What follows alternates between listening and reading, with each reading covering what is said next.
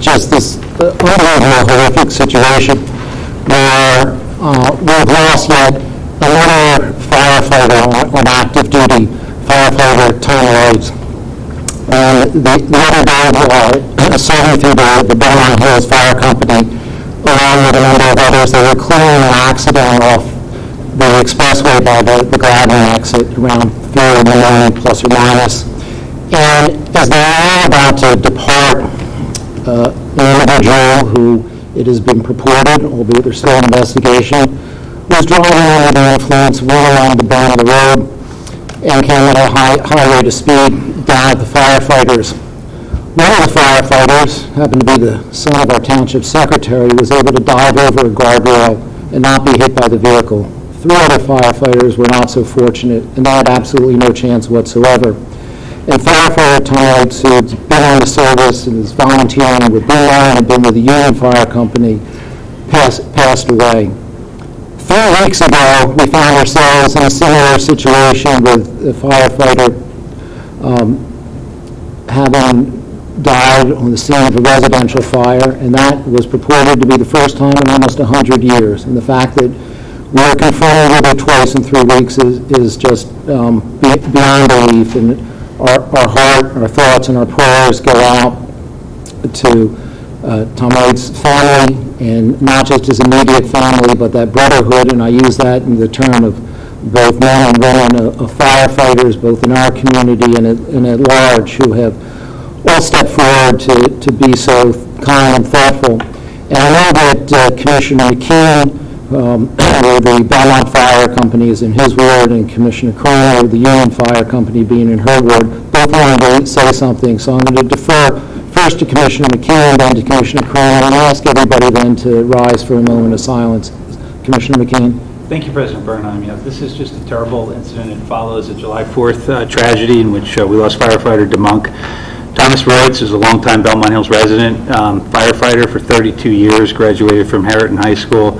His brother works at Public Works in Lower Merion Township, and 2 young Belmont Hills firefighters were also very seriously injured in this. Alex Fisher and Sam Schaefer. I was told that Sam left the hospital today with a firefighter escort, so that was very, very encouraging to hear.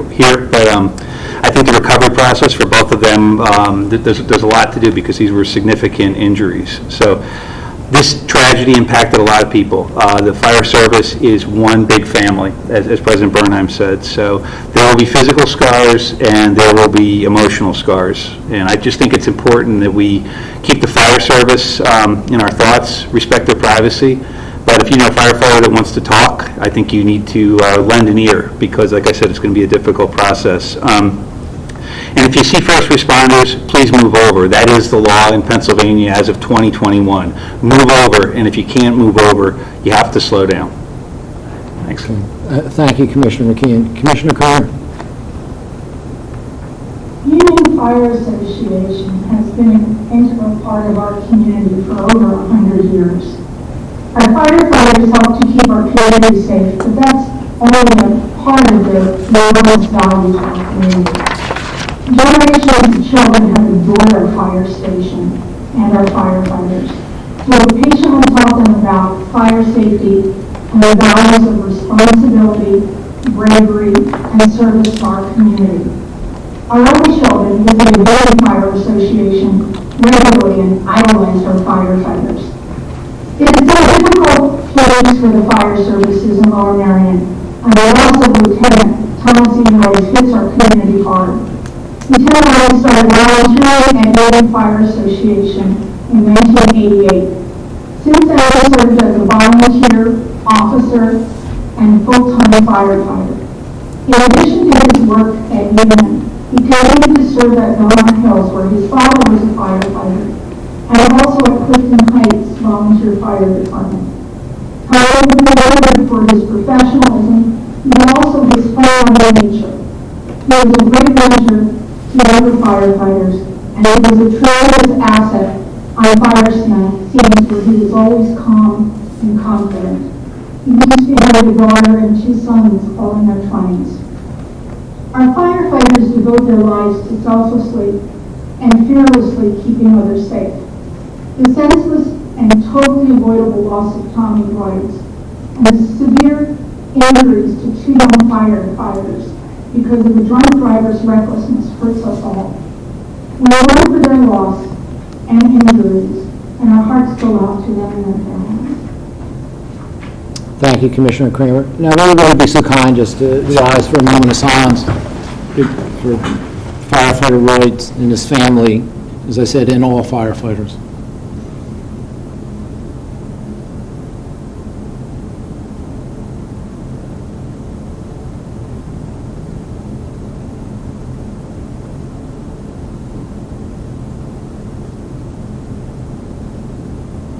Thank you. So, before we begin, there's one other unfortunate incident that I need to call to everybody's attention. That's the other day at the park in Ardmore. There were some racist graffiti notes that were placed with chalk in the park, to the point I wouldn't even repeat them, other than to say that they were absolutely disgusting. And most recently, just this week, the Police Minority Relations Committee met and attended that along with Commissioners McCollum, Commissioner Stevenson, Commissioner Zeroff, and soon-to-be Commissioner Sean Kramer, not to be confused with that Sean and that Kramer. And the committee was discussing about just how unpleasant a situation this was. It may not have been as harmful, one might think, as a drunk driver running over firefighters, but it really isn't too far of a close, unfortunate second, because it's such a hateful thing that is so un-Lower Merion-esque, and it is something that is really unacceptable, or as I said the other night at the committee, what's that next level beyond unacceptable? Our police are going to do whatever they can to find the individuals that did this, but recognize that's really going to be difficult. But the commitment that we made that evening and that we talked through as a committee is that whatever unhinged concepts are beyond this behavior is something that we are going to address, that we have addressed, because it is so unlike the DNA that runs through this entire township.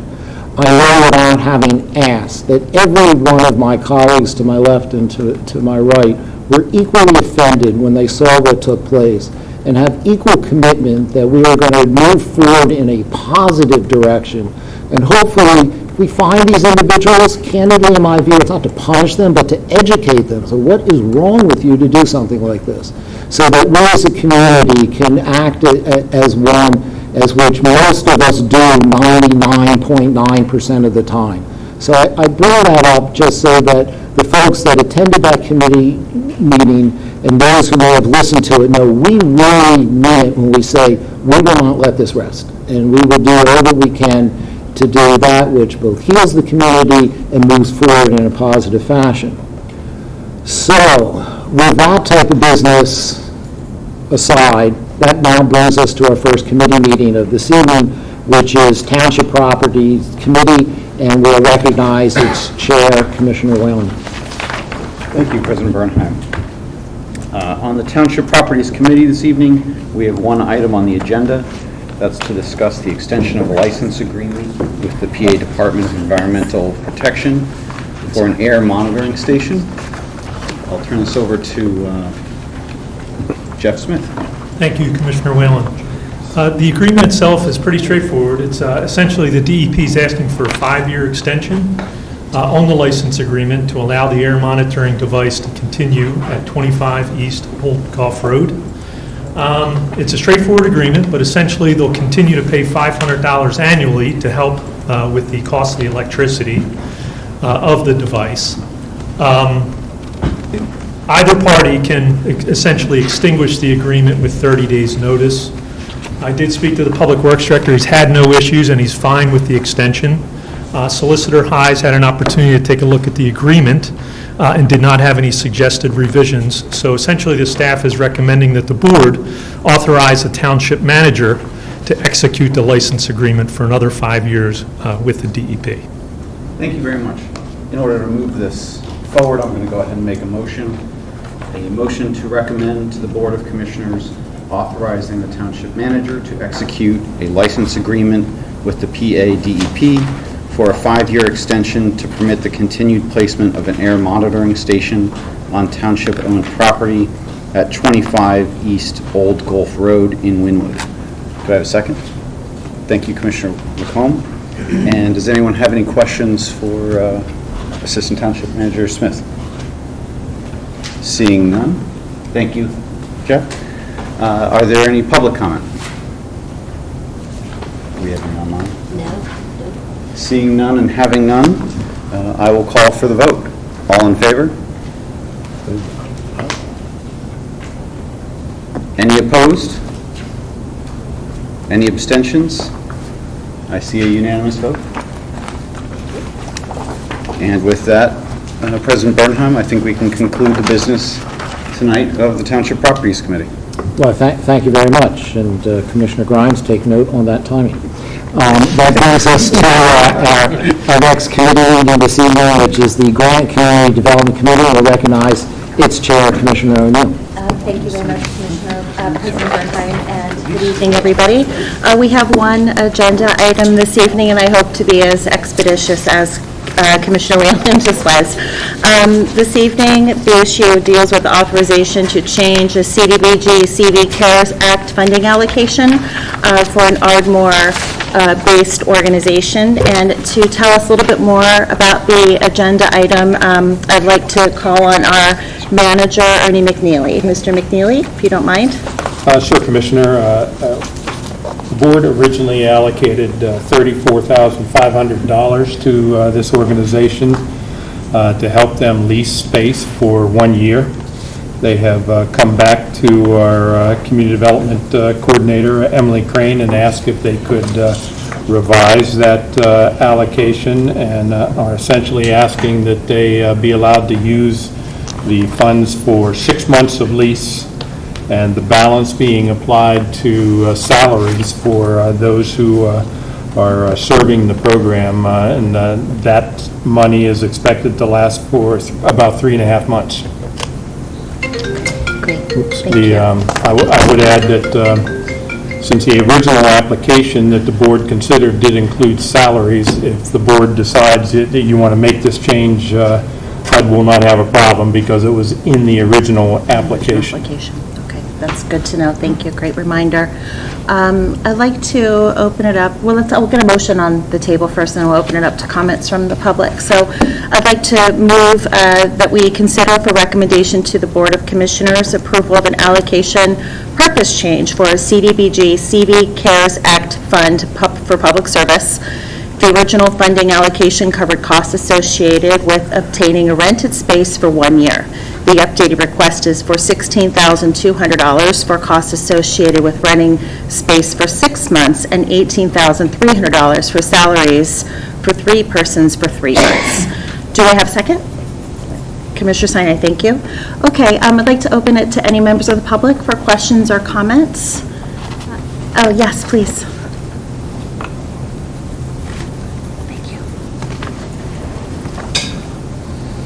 We're doing these out of order, so I wasn't prepared. I was in the other order. Adrian Seltzer, Wynwood, near South Ardmore Park. During the pandemic, when everything was shut down, I worked with Neighbors Helping Neighbors and Manera Walker to help feed our families in this area that are hungry. I solicited donations. We then bought, with that money, meals from restaurants and took them over to the shack. And then the people there that were working with Manera delivered them to hungry families. And I can say that for a fact that this is a worthwhile organization, and anything that you guys can do to help them along is very good. Thank you. Thank you, Mrs. Seltzer. Any other members of the public have any questions or comments? Anybody online? I don't see any comments coming in through. Okay. Oh, thank you. Okay, and any questions or comments from my colleagues on the board? Yes, Commissioner Durbin.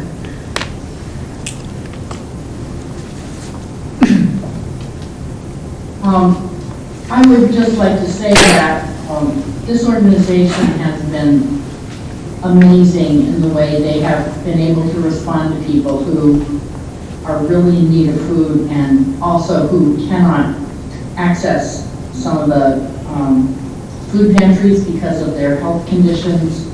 And they've also been delivering food to the school district to children and families. And they're tireless, and yet they need to live too. So salaries for some people while they're doing other fundraising is very important. Thank you very much for considering this. Okay, thank you, Commissioner Durbin. Okay, yes, Commissioner Stevenson. Thank you, Chairman O'Neill. I just want to also say, as Commissioner Durbin, thank this organization. It's not just a Ardmore organization, it goes beyond that. However, I think that between them and not only Neighbors Helping Neighbors, but other members of the community who have outreach organizations like this, to the appreciation that they have been doing. And as we look at the post-pandemic, I think it's important not only, which we have been doing, so I would like to thank the manager and the staff for working with these organizations to help put this funding forward, but also that it becomes a reminder for us in our community that these type of things impact our community. A lot of times it's stereotyped in other places, that we continue to work with these organizations, not just to provide funding, but also talk about where those needs are and see what we can do to support in the best way to support them. Thank you. Thank you so much, Commissioner Stevenson. Any other questions or comments? No? Oh, yes, Commissioner Whelan. Thank you. Well, I would just second Commissioner Stevenson and Commissioner Durbin. They pretty much said it all, but I would just give a resounding support and applause to this organization and the others for all the work that they did under tremendous circumstances. And I hope that you continue now, hopefully under, knock on wood, easier circumstances moving forward. Indeed, thank you. Okay, seeing no other comments or questions, I'd like to go ahead and move the vote. So all those in favor, please signify by saying aye. Aye. Aye. Seeing none, any opposed? No, any abstentions? Yes, so the motion carries unanimously. And that is it for the Grants Committee, so thank you. Well, thank you very much, Commissioner O'Neill. That then brings us to our next committee, and that is our Police Committee, and we'll recognize its chair, Commissioner Zella. Thank you, President Bernheim. There are 6 items on tonight's Police Committee, and we may take a little longer to get through them than the last 2 committees. But our superintendent is at the podium. The superintendent, I can't tell you how pleasing it is to be able to have a Police Committee meeting in person. And why don't we start with the first item, which is for this committee to consider authorizing proceeding to authorize police recruitment. There's a defined process in Lower Merion Township for hiring police officers. This is basically the first step. Superintendent, do you want to tell us more? Yes. As everybody's aware, we just hired 6 officers at the end of June. That was off the process from the previous testing, which was delayed quite a bit due to COVID. As a result of that process, we've hired everybody eligible but 1. Looking forward through the next year or 2 in the police department, we're going to have 9 additional people eligible to retire, currently eligible to retire, who are still working, and 10 more in 2022. So in order to be able to fill future vacancies, we need to start the recruitment process now. Thank you, Superintendent. Are there any committee members who have any questions or comments for our superintendent on this item? Commissioner Whalen. Thank you. Yes, Superintendent McGrath. Obviously, things got significantly delayed because of the pandemic. What would be a normal time period, for instance, if we authorize this and hopefully we don't end up with any more Any more unfortunate delays, yes. Assuming no delays, what would the timing be moving forward? Sure. And as it's laid out in the briefing, we would, in the fall, begin the process of taking applications, go through the process of testing process, which is a written test and an oral panel for those who successfully pass the written test. And then background checks in the spring. The first hires would be early July of 2022. Thank you. Other members of the committee with questions or comments? Commissioner Courtney. Thank you, Commissioners. Superintendent, I just want to make sure I have the math right. So we're budgeted at 136. We currently have 126, and if everyone retired at the end of 2022, we'd be down to 107. Is that right? Yeah, we don't typically have everybody retiring like that, but if worst case scenario, yeah, we'd be very short. Sounds like we need some new recruits. Could you also, how long have we been at this sort of 120 to 128 level? Well, we started this year, or COVID year, 2020, down 1 in January. We were only down 3 last summer. We started at the beginning of this year, 11 down. Then I've had additional people leave the department. So this number, 126, includes the 6 we just added back in June. Okay. So at least a year now, year and a half, we've been down 10 heads, roughly. No, we're already down 3 last summer at this time. Oh, okay. All right. Thank you, Superintendent. Thank you, Commissioner Courtney. Any other committee members? Superintendent, what's the typical duration of the list once it's created? We go through our process. We create a list of candidates for hiring for in the police department, and we hire as we determine a need. How long does the list typically last? So under state law, civil service regulations, it's 1 year from date of certification with the ability to extend it an additional year by requesting the commission to do so. And we routinely do that. Okay. Seeing no other questions or comments from committee members, do any members of the public have any questions or comments? Yes, ma'am.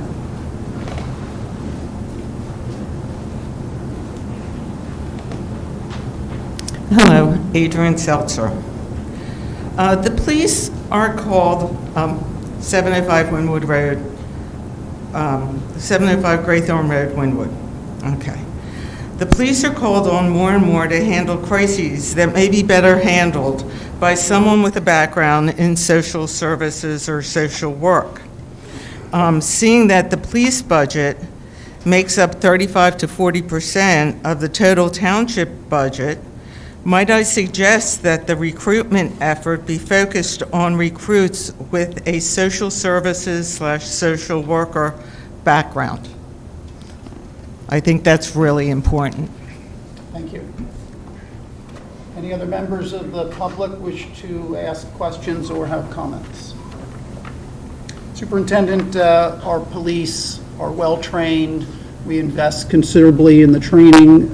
Do you want to comment on some of the training that our police go through annually and periodically to address the concern about the social service issue and the domestic disputes, which are a significant part of police work in this and in many townships?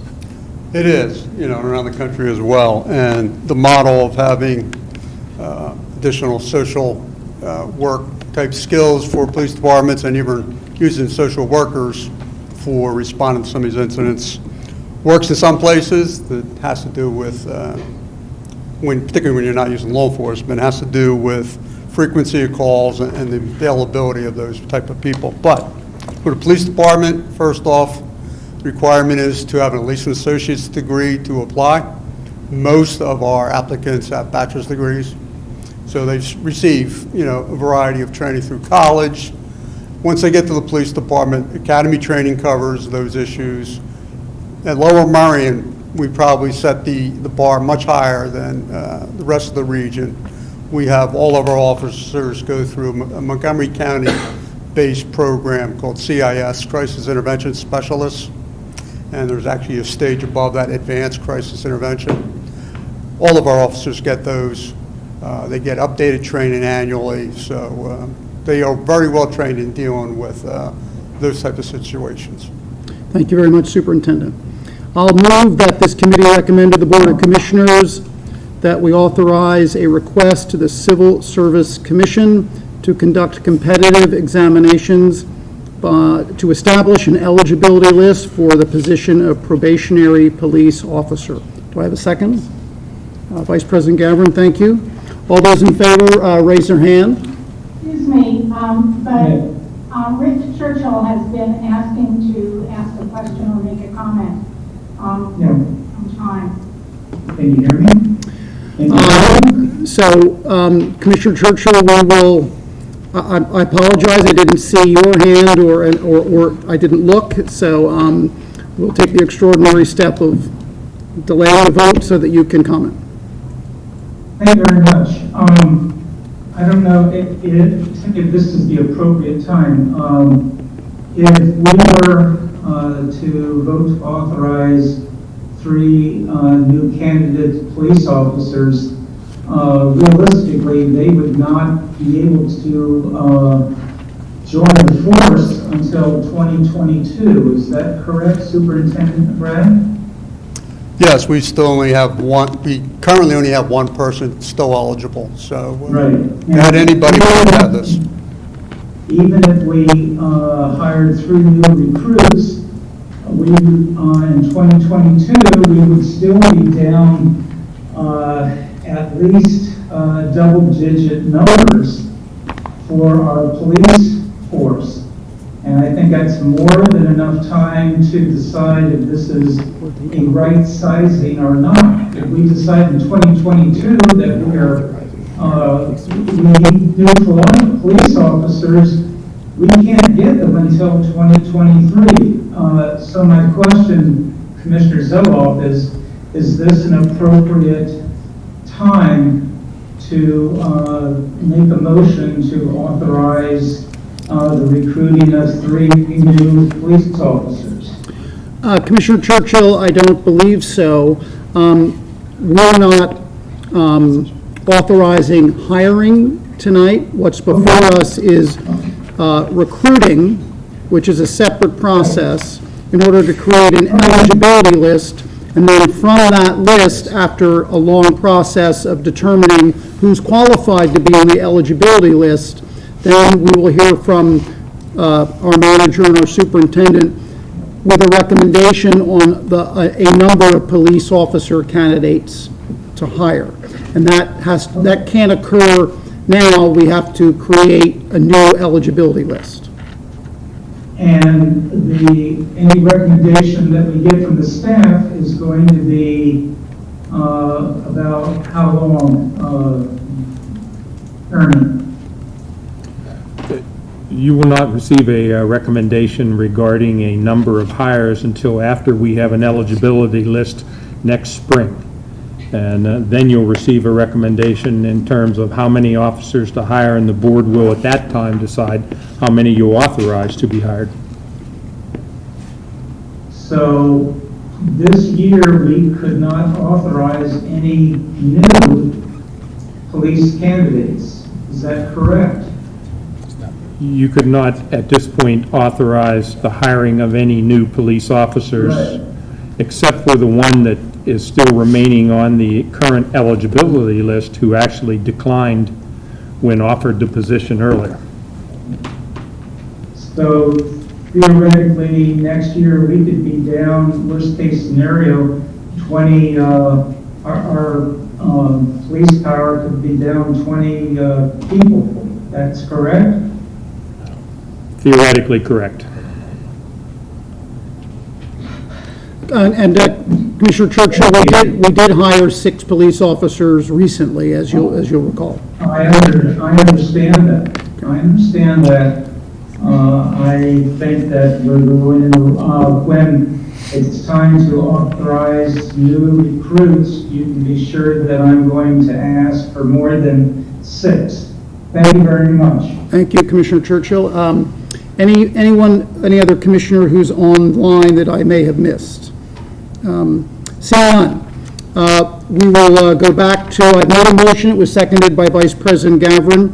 All those in favor of authorizing the police recruitment process and the creation of an eligibility list indicate their approval by raising their hand. Any opposed? Any abstentions? Madam Secretary, the motion carries unanimously. We'll go to the second item on tonight's Police Committee agenda, which is for the committee to consider authorizing the advertisement of an ordinance with intent to adopt a residency requirement amendment to the Civil Service Commission rules and regulations. And while the Civil Service is a body that we appoint, and they're integral to the process of police, creation of the eligibility list and approval of candidates to it, their rules and regulations are ultimately decided by the commissioners. Superintendent, you want to tell us more? Yes, currently in the rules and regulation, there's a requirement for in-state residency. That was removed based on contract negotiations. And so because of that, we just need to change the wording in the civil service regulations, saying that they have to, anybody has to have a valid driver's license. Just remove the state designation. Thank you. Questions or comments from committee members? Seeing none, questions or comments from members of the public? Seeing none, I'll move that. Ms. Durbin raised her hand. I'm sorry? Ms. Durbin raised her Excuse hand. me. Commissioner Durbin. You gotta help me if I can't always see who's on. Okay. Thank you, Commissioner Zoll. Obviously, we need to do this because it's part of our agreement. However, I think in light of our desire to have community policing, it would be so much better if we could encourage our officers to live in the community or do anything we can to assist them in being able to do that. Sometimes I am very concerned that people who live in New Jersey have less of a connection to our community and less knowledge of the people who live in our community. And so I just wish to issue that encouragement to people that we hire, that they try to live here if they possibly can. But I will vote for this. Thank you. Thank you, Commissioner Durbin. Superintendent or Manager McNeely wish to respond? When we do the hiring, which will again start in the fall, we get applications from all over the country. So people typically move within 15 or 20 miles of the township. This does allow them now to live on the other side of the Gladwyne Bridge, but that could be actually closer than if they lived out there, on the border with Berks County. So it's just a matter of, when they're hired here, they have to be at work at the right, at their shift on time. So, they are spread all over the 5-county region right now. Okay, thank you, Superintendent. And thank you, Commissioner Durbin. And I apologize for not looking again at those commissioners who are attending via Zoom.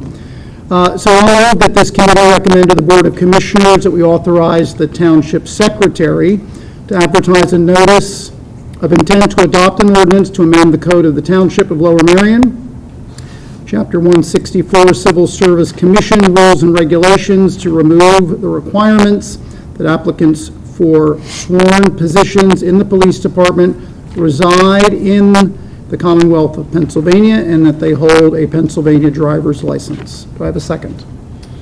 Commissioner Zoll, I'm happy to second, but I would also let you know that I believe there is public comment. I will. Very good. Thank you. Commissioner Whalen has seconded. Before we vote, are there any members of the public who wish to comment? Anybody online? No. Okay. False alarm. Okay.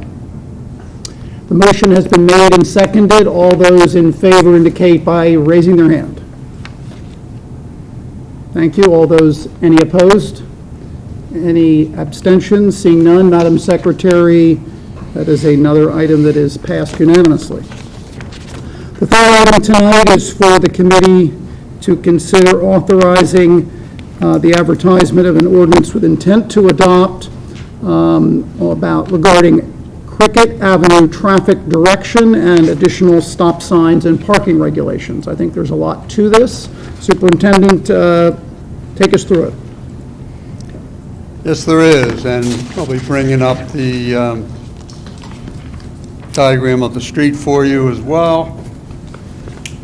I hit shared screen. I don't know if it's come up. Should have. I did hit shared screen. Okay, let me give you the background. This has to do with Cricket Avenue. There's been two major projects on that street, as we're well aware. The first being 1 Ardmore Place. At that time, the previous existing one-way traffic regulation on Cricket Avenue was extended south to Cricket Terrace, from Cricket Terrace to West Athens Avenue. The width of the street does allow for either one-way or two-way traffic. Since the completion of the two projects on Cricket Avenue, we've now taken a look at what we should do about either returning the two-way or leaving the one-way restriction there. So the people, new residents in the area, the older residents in the area, and the businesses, as well as commissioners, been involved in discussing this topic. And now it is being requested that it be returned to two-way traffic, allowing parking on only one side of the street. It's been recommended that a 1 hour parking zone and loading zone be on the east side of the street, and a no stopping or standing restriction be on the west side of the street. In addition, if we put in this two-way traffic, again, we need to add a new stop regulation for northbound traffic at the intersection of Cricket Avenue and Cricket Terrace. And that is the recommendation. Thank you, Superintendent. Do any commissioners have any questions or comments? Do any members of the public have any questions or comments?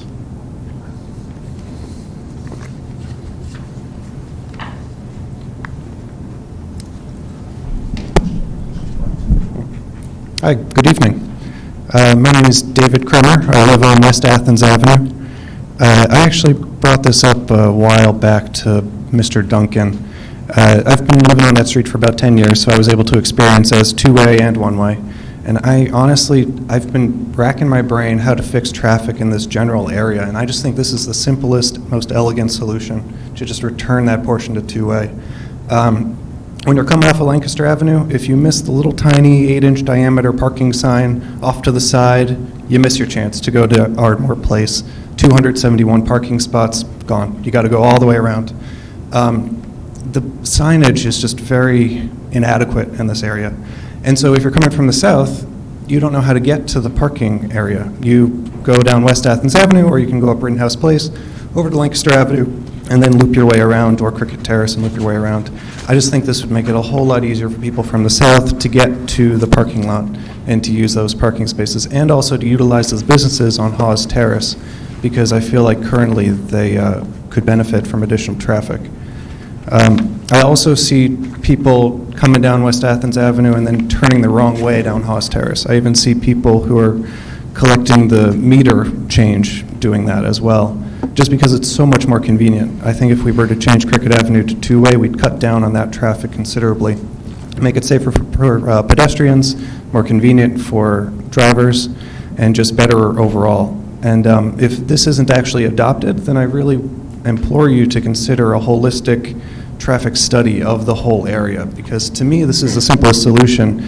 But if you guys don't feel that way, then please take a look at all of the traffic patterns in the area so that we can try to find a better way forward. And also, since no one from the Ardmore Progressive is here, I did bring this up at the Ardmore Progressive meeting. The overwhelming majority, or the actual majority of the 10 or so residents on that meeting, basically said, why are we talking about this? If it was brought up as a temporary measure in 2014, why is it not now two-way? Why was it a permanent measure? So there's a sense of a lack of trust of the residents in the area. So please, I ask that you amend this and proceed forward on this route. Thank you. Thank you. Any other members of the public wish to come forward with questions or comments? Seeing none, Superintendent, can you explain what is meant by this is an experimental order, which is in the staff recommendation paragraph? There was discussion about whether, due to the new commercial establishments on the street, whether some of the situations with truck deliveries might create a problem with two-way traffic. So that's what that reference is. There may be a need to come back and look at it after we get an experience. I would just add, if I could, Commissioner, that Yes. What that does is allow us to put the regulation in place immediately as opposed to waiting till after the ordinance is ultimately adopted. The township is allowed to install traffic regulations by experimental order, something we talked about with Commissioner Stevenson as we reviewed the recommendation for this. So this will allow us to essentially go ahead and install it now as opposed to waiting. So experimental order is a defined term that enables us to do something quicker than our ordinary process. It is. It's in the Pennsylvania Motor Vehicle Code. Well, good thing we're all here tonight and learned that. So, thank you for explaining that. So, I'm going to move, and my motion is not going to be from the very long, detailed, typical source, but I'm going to move per the staff recommendation on page 10 of our packet. I'll move that this committee authorize the board to install the installation of the traffic and parking control measures by experimental order, and also authorize the advertisement of the ordinance with intent to adopt to revert to two-way traffic in this section of Cricket Avenue.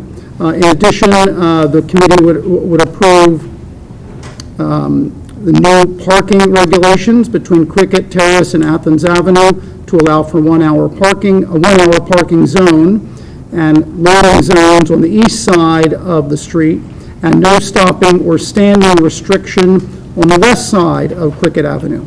In addition, the committee recommends an all-way stop regulation at the intersection of Cricket Avenue and Cricket Terrace. Do I have a second? Mr. Stevenson, seconds. Thank you. All those in favor indicate by raising your hand. Any opposed? Seeing none, Madam Secretary, this motion carries unanimously. Fourth item for the Police Committee's consideration tonight has to do with traffic speed on one of the major roads in the township, which is Montgomery Avenue, where we would be considering authorization for an advertisement of an ordinance with intent to adopt a change in speed regulations on Montgomery Avenue. Superintendent? And I think we solved the technology issue. It might have been operator error here. That is the diagram which we should have shown while we're talking about this for Cricket Avenue, where you see the stop sign and the two-way traffic. And moving on to the current item. So there's been a lot of additional residential buildings along Montgomery Avenue that's generated the request to take a look at the speed limits between where it is currently 35 miles per hour, which is west of Old Gulf Road. And due to the additional pedestrian traffic and the numerous intersections and pedestrian generators, which include Lower Merion High School and Suburban Square, we evaluated this stretch of Montgomery Avenue, and as a result of that study, we're recommending establishing, or in this case, lowering the speed limit 10 miles per hour from 35 to 25. However, rather than having it disjointed, right now, as we all know, Montgomery Avenue runs the entire length of the township. From City Avenue, it's 25 miles an hour till you hit Old Gulf Road, then it's 35. If we just put a 25 mile per hour zone in at the school, the high school, through Suburban Square, we'd end up with a situation of a 35 or 25 mile per hour zone, then another 35, back to 25, and then 35 the rest of the way through the township. That's confusing the drivers. It's not the best way to establish speed regulations. So we are recommending that where it ends at 25 at Old Gulf Road to Woodside Road be 25 mile per hour continuously. It then stays at 35 as it is currently for the rest of Montgomery Avenue. Thank you, Superintendent. Can you comment on the speed limit on Montgomery Avenue from Woodside Avenue West to Matson Ford? In other words, the balance of this main artery in our township that is not the subject of this item that we're considering tonight. When you're looking at speed limits or any kind of regulations, you look at the character of neighborhoods, the character of the roadway, its configuration, terrain, a variety of things. It does change. The properties are farther apart as you go west in the township, as we all know from driving Montgomery Avenue. You don't have as much of the pedestrian generators, although there are some west of Woodside Road, not as concentrated as this area that we're recommending the change. And certainly if we wish to take a look at the speed limit on the balance of Montgomery Avenue, we can do so in the future. It can be looked at in the future, yes. Okay. Committee members with questions or comments for our superintendent. Commissioner Grimes. Thank you, Chairman Zella. Superintendent, part of Montgomery Avenue where we're changing this borders the borough of Narberth, doesn't it? So is there any special permission required from Narberth to do this so that people aren't driving 35 on one going eastbound and 25 the other way? No, that's a good question. A lot of times you look at borders and you think it's right down the middle of the street. Actually, the border is at the curb line, so all of Montgomery Avenue is in Lower Merion Township. Oh, good. Okay. So while I have the floor, just a comment. I think that I support this measure, but I think the key is enforcement. One thing that we've learned, particularly over the past 16 months since the pandemic started, was that you can have whatever speed limit you want, but people don't always drive the speed limit. So without asking you to comment necessarily or give us the plans, because I would hope that the department, assuming this passes, is going to consider meaningful ways of enforcing this so that to promote safety and bring and encourage compliance by people who use Montgomery Avenue. So thank you. Just note too, we don't immediately begin enforcing a lower speed limit or new regulations without an appropriate placement of signs and then a warning period before the actual enforcement begins. But yes, to have some kind of meaningful reduction, you do have to have a level of enforcement. Okay, thank you, and thank you, Chairman Zella. Thank you. Vice President Gavin. Thank you, Chairman Zella. Along those lines, in addition to enforcement, you talk about kind of putting up signs to let people know, obviously. This is a major road. This is a very heavily traveled road. Is there anything we can do during the change, in that temporary time, in addition to the small, speed limit signs, to educate people, let them know that it's changed? Is that common practice? Is that something that's ever done? It is done. This is probably the first time we've done it on a major highway in a long time.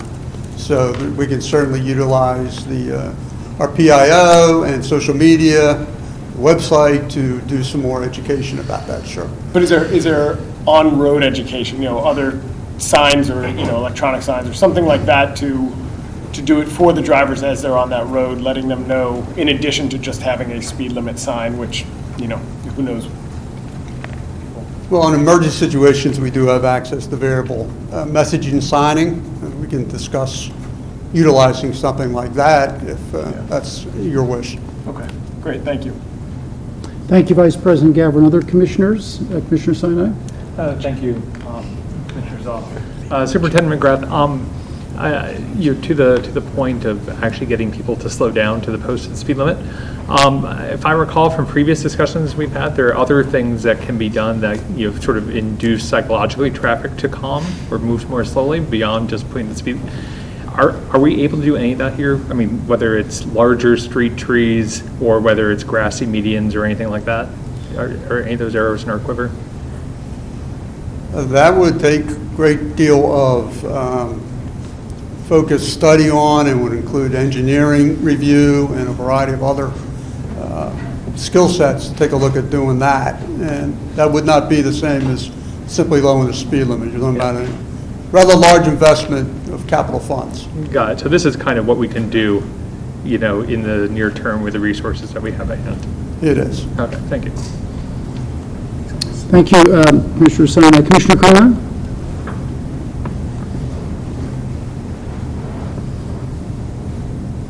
Has any analysis been done of the effect that this will have on traffic backups, particularly at rush hour, because Montgomery Avenue is very, very heavily trafficked? We discussed this with our engineers, Pannoni, and their traffic consultant, and we don't project that there will be any. Thank you. Other commissioners? Commissioner McComb? Thank you, Commissioner Zello. Just a brief comment. So I've traveled lots of times through Narberth, and while people by and by kind of do go 25 through Narberth past the Acme, when they get to Old Gulf, it's like the start of the Indy 500. People are gunning their engines, and they're not going 35, they're gunning up the hill and hitting 50. So I think this is a good idea, and I'm hopeful that it's going to make a difference. Thanks. Thank you. Do we have any other commissioner comments? Seeing none, do we have any comments or questions from members of the public? We do. Aren't you guys glad we're back in person? Adrian Seltzer again, Wynwood. I think this is a really good idea, but I know from riding in the car with people who are impatient with traffic and such, I'm guessing that Montgomery Avenue is a state highway. Yes, no? It's not? We'll have the superintendent answer that afterwards. Well, I seriously suggest timing the traffic lights so that if somebody's going faster than 25, they're going to hit a red light. And if they just go 25 all the way down Montgomery Avenue, then they're going to be able to just go without hitting any traffic lights. And that will make for a lot less angry driving. And I think this might be something that the commissioners would consider doing along with this. And I think this would make it easier for people to accept that, who like to go fast, to accept this 25-mile-an-hour speed limit. Thank you. Other members of the public with questions or comments? Jody, do we have any comments submitted on this topic? Yes, there is. About what comments submitted in support of the proposal? Michael Pollack of Ardmore. Submitted a comment in support. Correct. Okay. Superintendent, I will, before you respond to the public comment on whether this is state road or not, I think the issue with timing of signals is that this is a two-way street. Signal timing works on a one-way street. Well, in particular, when you're talking about the timing at intersections, that does go on their state permits for every single intersection in the township and throughout the state. So we looked at those as well and discussed them with Pannoni, checked with PennDOT. Any kind of changes to timings at intersections requires an adjustment to permit. And these are looked at when there's changes on roadways, occasionally when there's some kind of circumstance that suggests taking a look at the permit to either extend or shorten the time. Furthermore, Montgomery Avenue is on a system, so they're linked so that there is an efficient movement of traffic and the timings are, again, linked so that it is done efficiently. So changing them, you just can't do on your own without input from PennDOT and using our engineers. Right, but it's possible to do, right? PennDOT makes it more of a process, but it is possible to change signal timing. I'm making a different point, which is you can't have signal timing in two directions. You can only control it in one direction. If the signals were timed so the traffic had to go 25, the entire length of Montgomery Avenue, or the length that the section we're talking about, through Woodside, it would not work going, if it was time to go westbound, it couldn't be time to go eastbound. Well, it's even more complicated than that. You actually need to time 4 ways for most intersections. In some cases, 3 ways, but you're also timing the intersecting street. They're all interlocked. Right, and I know that we've had that system on Montgomery Avenue that was a state-funded system for linking all the signals. Yes, and it exists on on Lancaster Avenue as well. Right. Okay. Do we have any other questions or comments from members of this committee as a result of public comment? Commissioner Courtney. Thank you, Commissioner Zoll. I wanted to make sure I didn't repeat any potential public comment that was out there.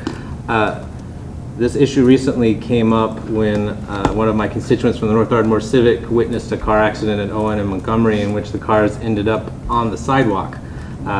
It was scary, and if school had been in session at that point, we could have had a potentially devastating event. When I received that email from Mr. Stevens, who I sent you public comment from him this afternoon, it was turned in late because of my tardiness, sorry. I went back and looked at the police incident reports that we receive on a weekly basis, and I wrote down every accident that occurred on Ward 5 along Montgomery Avenue. And between January 4th and June 7th, in that 5-month span, there were 20 accidents on this stretch of Montgomery Avenue. That's 1 every 8 days. We have a real traffic safety and potential pedestrian safety problem on Montgomery Avenue, and I think a speed limit reduction here is a good first step. And I hope that when I review this data in another 5 to 6 months, we will see a reduction in the number of accidents. But if not, I think we do have other arrows in our quiver that we can return to. In particular, the North Ardmore Civic Association supports this. I sent you their statement as well. They reference the potential for flashing speed limit signs. I know from our traffic safety department that those signs are the most effective signage, and they work for 2 to 3 weeks, so I will happily volunteer my front yard for replacement of one of those signs, as I live at Montgomery and Penn. And then I think Mr. Stevens in his statement summed it up quite well, that reducing the speed limit will help save lives in 2 ways. Cars traveling at a lower rate of speed will cause less injury if an accident does occur, and number 2, drivers will be less likely to speed than they are today, especially westbound. As they pass through Narberth, they're encouraged to hit the gas pedal when they see that 35-mile-an-hour sign, and now they will continue to see 25s at least until Woodside, and perhaps beyond in the future, if we feel that's warranted. So I hope you all will join me in supporting this tonight and join the North Ardmore Civic and many concerned residents along this stretch of Montgomery Avenue. Thank you. Thank you, Commissioner Courtney. I will move that this committee recommend to the Board of Commissioners the authorization by the township, that we authorize the township secretary to advertise a notice of intent to adopt an ordinance to amend the code of the township that would impose a 25-mile-per-hour speed limit on Montgomery Avenue from Bala Avenue to Woodside Road, and a 35-mile-per-hour speed limit on Montgomery Avenue from Woodside Road to Matson's Ford Road. Second. Do I have a second? Commissioner Courtney seconds. All those in favor indicate by raising their hand. All opposed? Raise your hand. Seeing none, any abstentions? Seeing none, Madam Secretary, that motion carries unanimously. Item 5 on our Police Committee agenda for this evening is for the committee to consider authorizing another ordinance, and this would be for parking restrictions on Old Belmont Avenue. I believe Commissioner McKeon has some photos to assist in the presentation, but why don't we start with our superintendent.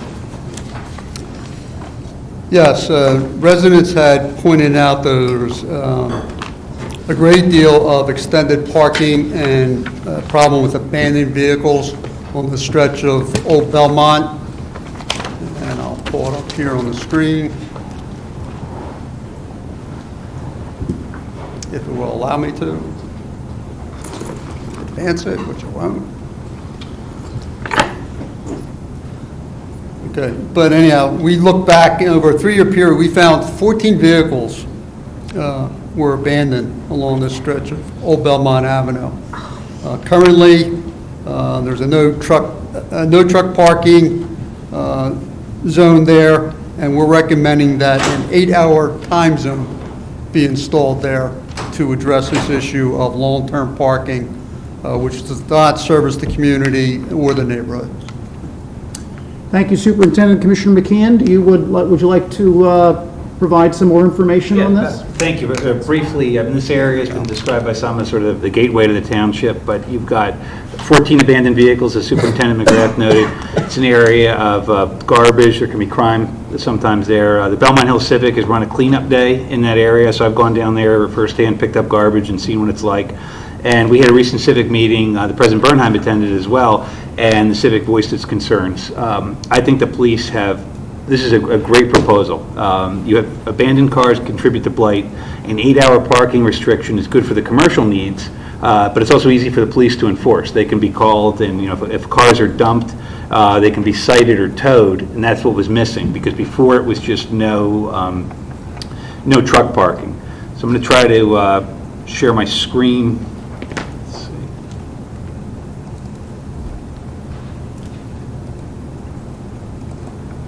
So this, if everyone can see it, I went down on June 12th, 2021, and these are just some examples of some of the cars that are parked there. There's a cone behind the one. I don't know how long that had been there. This is also the Pornhub casting car. I don't know what kind of operation they're running there. Is this your neighborhood? Just checking. That's not my car. But on this car, there was a note, May 12th, 2021. We thought we figured out the problem, but we didn't. We will be back tomorrow, blah, blah, blah. Note that I saw this on June 12th, 2021. So this car had been parked there for a full month. A couple years before that, we had a trailer that was there, and there's been a lot of things that have gone on. So I think that this is an extremely practical solution, and I appreciate the police bringing it up, and hopefully this will lead to the removal of abandoned cars, so I hope you can all support me on this. Thank you, Commissioner McKeon. Committee members with questions or comments? Seeing none, do any members of the public in the room? Commissioner Durbin. My apologies, Commissioner Durbin. Commissioner Durbin, you got to tell me. Thank you very much, Commissioner Zella. I just wanted to know, for purposes of educating other members of the township, because we do see abandoned cars from time to time elsewhere, what are the regulations about what the police can do about an abandoned car? So yes, we do ask that if residents notice vehicles on their streets for extended periods of time, please report them. Also, officers, when they're on patrol, look for signs of abandonment. What happens, whether we find them or they are reported, we investigate it, see if it qualifies for being abandoned. In other words, it's inoperable or it's out of inspection, something like that. We have to put a sticker on it and send certified mail to the owner of the vehicle and leave it there for 10 days before we can even touch it. So actually, we get better results by actively going out and seeking who the owner is and basically tell them, get it out of here before we tow it. And we find that resolves a lot of them. But by statute, we have to wait at least 10 days. Thank you, Superintendent. Thank you. Madam Secretary, do we have any submitted comments on this item? Okay. I'll move that this committee recommend to the Board of Commissioners that we authorize the Township Secretary to advertise a notice of intent to adopt an ordinance to amend the code by rescinding a no parking of trucks regulation on the west side of Old Belmont Avenue and adding an 8-hour all days parking limitation on the west side of Old Belmont Avenue from Belmont Avenue to Jefferson Street. Second. Thank you, Commissioner McKeon, for the second. All those in favor indicate by raising your hand. Any opposed? Any abstentions? Seeing none, on the latter two, Madam Secretary, this motion carries unanimously. We are 5 for 5 with 1 to go. This one is regarding a consideration of amending our code to restrict parking on a section of Booth Lane, a short section of Booth Lane, and Booth Circle, both in Haverford. in a section of the township that is on the border between my ward and that of Commissioner Stevenson. Superintendent? Yes, as a result of a meeting held between residents, one of the area commissioners, parking service director, and traffic safety, the concern was that there was encroachment of parking from, student parking from Haverford School. In order to address the use of the residential street for that, to extend the 2-hour parking restriction to Booth Lane and Booth Circle. And that is the recommendation for, and asking for your approval tonight. As I mentioned, this Booth Lane is the dividing line between wards 4 and 10, and Commissioner Stevenson and I work very closely on many things, including this. And so, Superintendent, can you comment on the fact that on Booth Lane today, parking is permitted on the west side. There is no parking permitted on the east side. We're talking a short section, really Booth Lane between Montgomery Avenue and Old Lancaster. And the existing parking today permits roughly 5 cars. 3 south of Booth Circle and 2 north of Booth Circle on the west side. Can you comment on how parked cars slow traffic? Because as the traffic safety unit has often said to us that parked cars is, particularly in residential streets, helps to slow traffic. How would you address that in this case? It's true. Parked cars do have a traffic calming aspect to them. As you know, and this diagram doesn't necessarily show where there's signs restricting parking. There's pretty long sections from Montgomery Avenue and from Booth Circle where there's no parking here at the corner. So it does restrict it to only a few vehicles able to park on that street. Removing them won't necessarily increase speeds on the street due to the character of the road being on a bend the way it is, its narrowness. We don't see any big increases in speed by vehicles utilizing Booth Lane.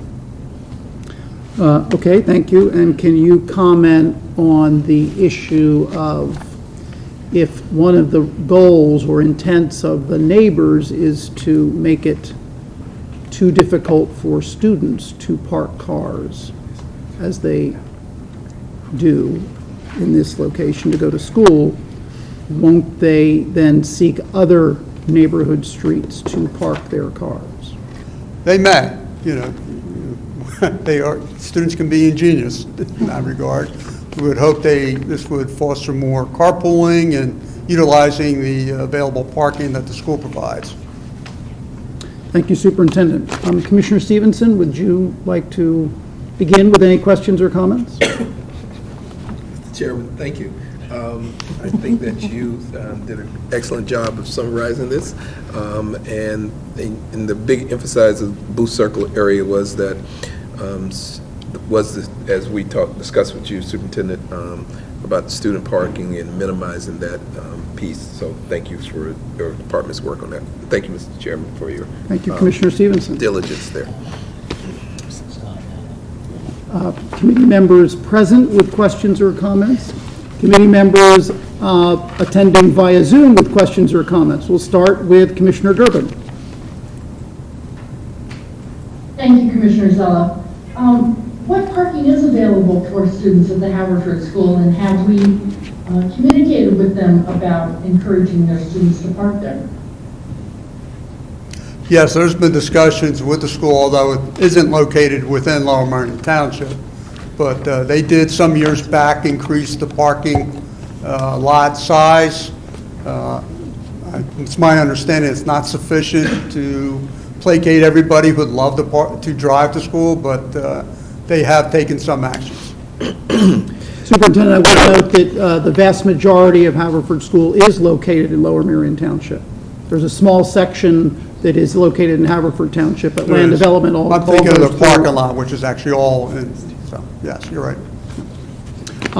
Thank you, Commissioner Kramer.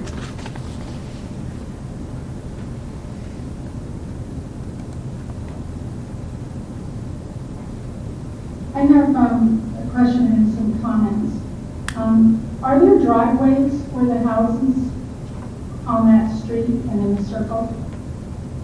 Yes, there are. So the residents don't rely on on-street parking for their needs?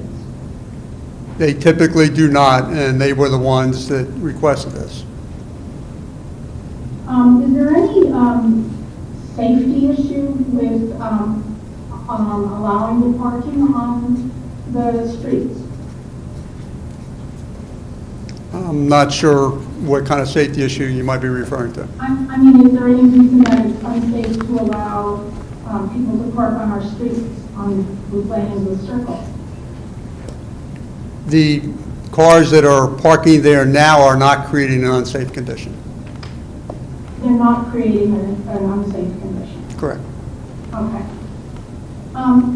So back on May 16th of 2016, at a police committee meeting, there was a similar type of application that was tabled while the township could prepare a policy for the circumstances under which parking restrictions would be approved.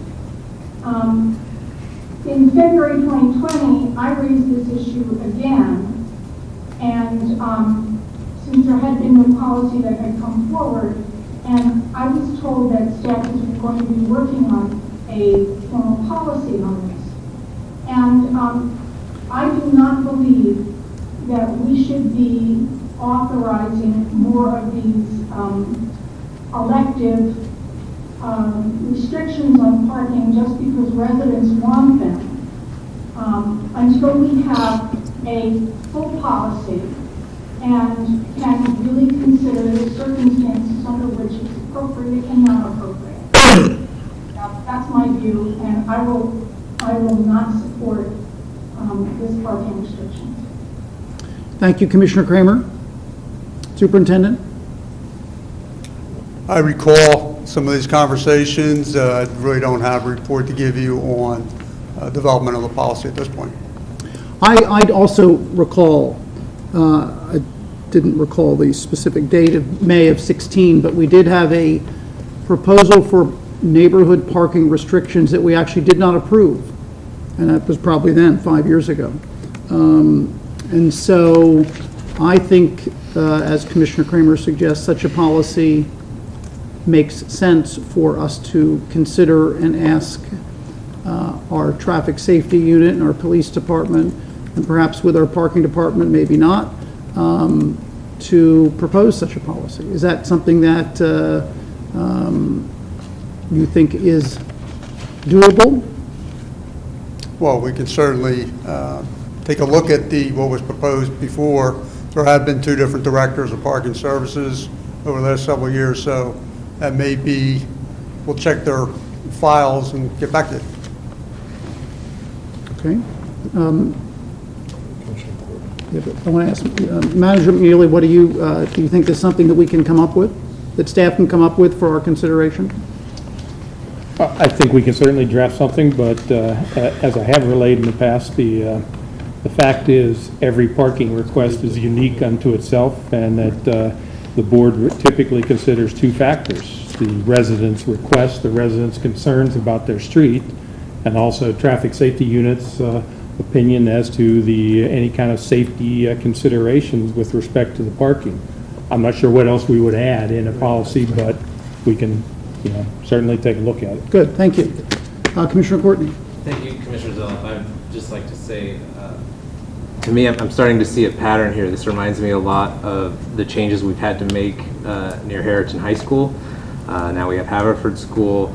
I get concerns from neighbors of Lower Merion High School about the students parking, and I think perhaps our educational institutional zones and how they relate to the surrounding neighborhoods should be revisited, and I would agree that having a parking policy is part of that. I know our institutional zoning is somewhat a continuing, evolving thing. I'm looking at our Director of Building and Planning. I hope that perhaps this is an issue we can address there.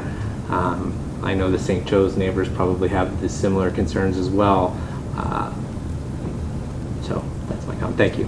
Great, thank you. Other commissioners with Questions or comments? President Bernhardt. Yeah, and then Commissioner Durbin, so she doesn't get left out. It's happened from time to time tonight. My recollection is the same as Manager McNeely just said. It was difficult to get a one-size-fits-all type of policy because each situation, even the areas just mentioned by Commissioner Courtney, have unique features to them. So whether the common threads are really at 20,000 feet, and then the difficulty is trying to find a specific policy that's going to control each of these. And there is a reality there. It's not just the squeaky wheel gets the grease, but sometimes we don't learn about it until there's an issue or problem that's brought to our attention. So while we can look at this globally, I suspect that what we're going to find is that it's still going to be that case-by-case situation analysis that ultimately controls. Thank you, President Bernhardt. Commissioner Durbin, round two. Well, I'm sorry I didn't finish when I was on before, but thank you for calling on me.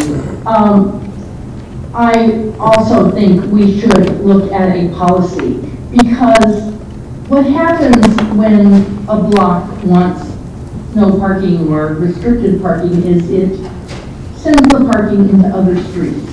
And we really need to look at this a little bit more globally. We have one area in my ward where before I was commissioner, they did a 2-hour parking alongside a cemetery, which never has people parking on it, never. And it just sent all the car dealership employees into parking on other residential streets.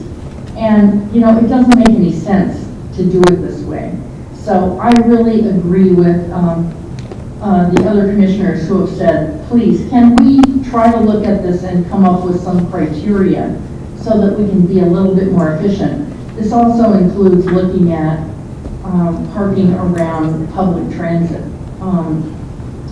If we want people to take trains or whatever, they have to have a place to park somewhere, or we have to get them streets on which they can ride their bikes to public transit. So I really hope we can look at this comprehensively. Thank you. Commissioner Stevenson. Thank you, Mr. Chairman. And I want to thank my colleagues for their constructive feedback on about this. And I agree that there needs to be a policy, and I agree that there needs to be some guidelines in place. But in the meantime, my constituents are dealing with young students who are parking in their circle, blocking them in sometimes, and we need to address this the best way.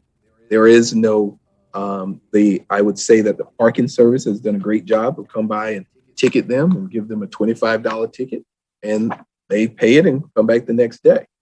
So I would say that there's a balance here, and the reason why we are here is to address the immediate need. And then as we go, I will support this and hope that I will have the support of some of my colleagues on this to understand that this is the immediate need of the constituents. But at the same time, I equally support the comments that came up that we need to put forward some policies so there would be some consistency in that. So thank you, Mr. Chairman. Thank you, Commissioner Stevenson. Commissioner Grimes. Yeah, thank you. Just briefly, I would just add to that. We have partners in this situation, and all the ones we talked about. Here we have the Haverford School that is generating the traffic, the parking. At St. Joe's, if there's an issue, St. Joe's is there. Lower Marion High School, Harriton High School, the SEPTA stations. The SEPTA parking is partly because SEPTA has eliminated much of the parking at Ardmore. And now it isn't so much of a problem because I read today, 20% of commuters have gone back to regional rail. But so people are driving. But the point is that I would hope that we reach out to these institutions and ask them to help us solve this problem. Maybe by encouraging students to take the bus, God forbid, or things like that, because this is like as people said, it's like whack-a-mole. We're doing one thing and then people go somewhere else, and that really is probably not a great strategy. So thank you very much. Thank you, Commissioner Grimes. Commissioner Sinai. Thank you, Commissioner Zoff. And I just want to say agree wholeheartedly with what Commissioner Stevenson said, so not going to say a number of things I was going to say. I'm just going to add an observation, which is indeed we have residents here who have driveways and put all their parking on their own lots. We also have an institution, a school, that should also put its own parking on its own lot. And I don't see why that institution has any more right to the public street than the residents do. And what you end up happening is that the institution does not host its own parking. Then what it does, it crowds out the opportunity to residents to use their own street and park on their own street. And there's certainly no reason that the burden for putting all the parking on their own site should only be on the residents, not the institution. So given that, I see that this is an area where a policy we absolutely should need, but we absolutely should do. But the thing before us tonight, which is this particular decision, I think is relatively straightforward. Thank you. Thank you. I am a big believer in parked cars, slow traffic, and I've learned that from the police. Surprisingly, in this case, our superintendent has a different view given the curve of this section of the street and that it's relatively narrow. And so in this case, the recommendation of the police department is to support this restriction because the parked cars aren't slowing traffic any more than they ordinarily would be. It's not a section where cars are going fast because of the curve. I think as superintendent tried to summarize what you said earlier. Because without that recommendation from the staff, I would not support this. But given the recommendation, I now do support this. But it's not a new issue, and I don't completely agree with Commissioner Sinai. I think that educational institutions, the students should be able to park on some streets that make sense depending on what's available at those schools. Because one of the big problem is that if we restrict parking here, they're going to park there. And so that always comes into play when we micro manage a section of a street for putting in parking restrictions. It's an important issue, and I would like to see staff come up with something that we can consider that applies township-wide. So with that, I will move that this committee recommend to the board. Excuse me, I won't make the motion yet. I'll ask for public comment. Any members of the public in the room have any comment? Madam Secretary, has anybody submitted any comment? There are no written comments and no one is attending via Zoom. Yes, I thank you for pointing that out. So I will recommend that the committee recommend to the Board of Commissioners that we authorize the Township Secretary to advertise a notice of intent to adopt an ordinance to amend the code by adding a 2-hour 8 a.m. to 6 p.m. parking restriction except Saturday and Sunday on the west side of Booth Lane from Old Lancaster Road to Montgomery Avenue in Haverford, and by rescinding the 5-hour 8 a.m. to 6 p.m. except Saturday, Sunday parking limitation on both sides of Booth Circle for its entire length, and replacing it with a 2-hour 8 a.m. to 6 p.m. except Saturday and Sunday parking limitation. Do I have a second? Commissioner Stevenson, thank you. All those in favor indicate by raising their hand. All those opposed? Seeing two. Great. Commissioner Churchill. I see the hand. Thank you. He's under his desk. All those attending remotely have expressed a no vote. Are there any abstentions? Seeing none, Madam Secretary, I believe the vote is 11 in favor and 3 against. Correct. Okay.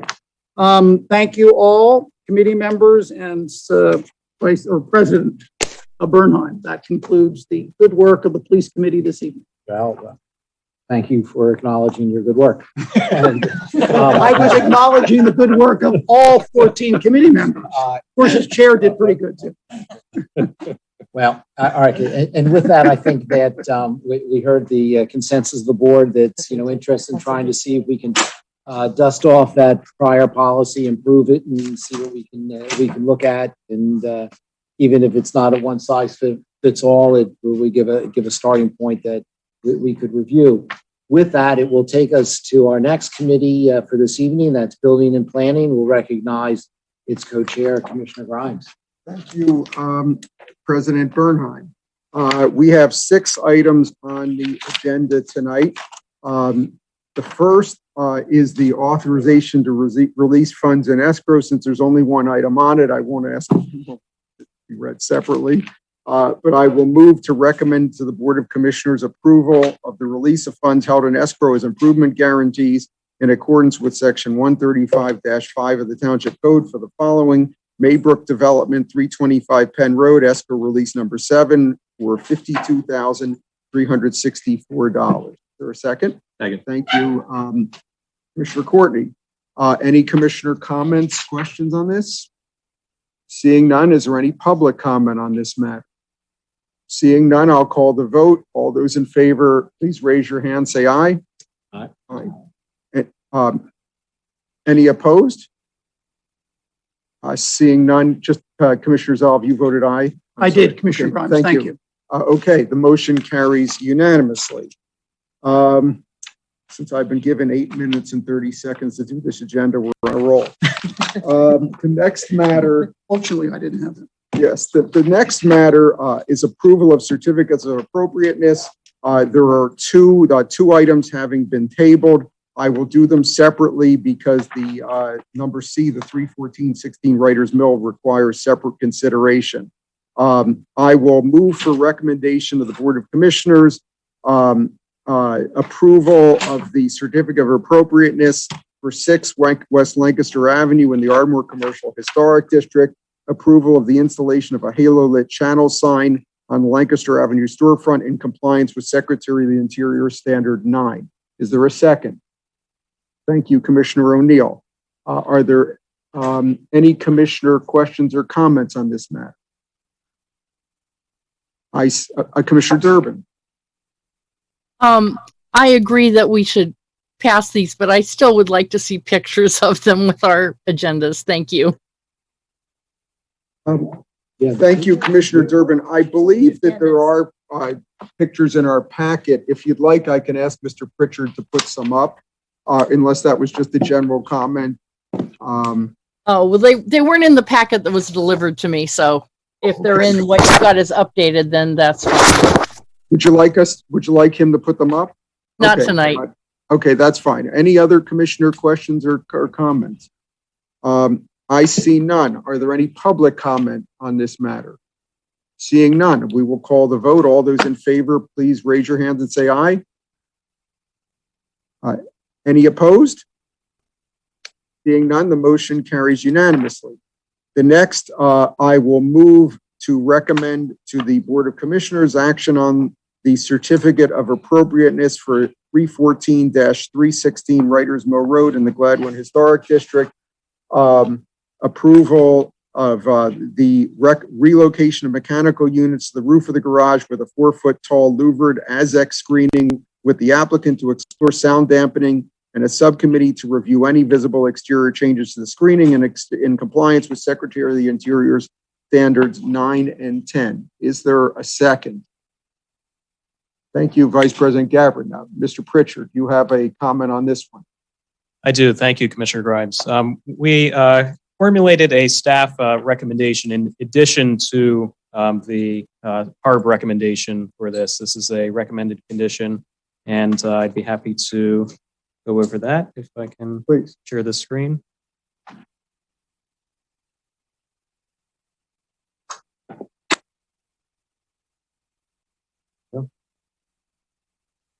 Okay, this is a long-running project. This is a church conversion to 2 residential units in Gladwyne on Writers Mill Road. This is a project few years back, it was a combination of the Oddfellows Hall, the church, and several residences surrounding them. The recommendation, which was just read by Commissioner Grimes, and we have an additional staff recommended condition. Now, given that, well, first I'll go over real quickly what the application is. So this is the site plan for the overall development with the church located right here. Writers Mill Road runs along the top of the screen. And to zoom in, the original approved location of the HVAC units was on this side of the structure. Now, the applicant is now proposing to relocate those mechanical units to the roof of the garage adjacent to another residence that's part of the complex. And this is the side view showing where those units would be placed. And these boxes actually represent the screening that would be placed around those units. Now, this is a change to the approved plan, so we asked Harb to weigh in mostly for the aesthetics. The rooftop screening as proposed by the applicant would look something like this. And when viewed from the road, they would be about 4 feet high, which from a distance could be visible. This image is a mock-up showing in orange what would be those white screening boxes. But there is some concern among the neighbors and the township about the noise that these units would make, given that the units would be much closer to another unit in this complex labeled Unit C here. So today, working with the applicants, staff came up with this condition that the approval is conditioned upon the applicant demonstrating that the units comply with the noise ordinance prior to installation, and that the installation of noise attenuation materials or selection of equipment that operate within the maximum permitted sound levels is something we would want to assure before this work goes ahead. So this will allow them to proceed with us to have oversight over that. And then, of course, any modifications to that exterior screening, visual modifications that would be visible from the outside would have to be reviewed by Harb again. Thank you, Greg. And I'm going to take that as a friendly amendment. So we will now open up to commissioner questions and comments. President Bernheim. I have a few. Is anyone from the applicant here by chance? Yes, I believe they so. are. Wonder if you'd be kind enough to come forward.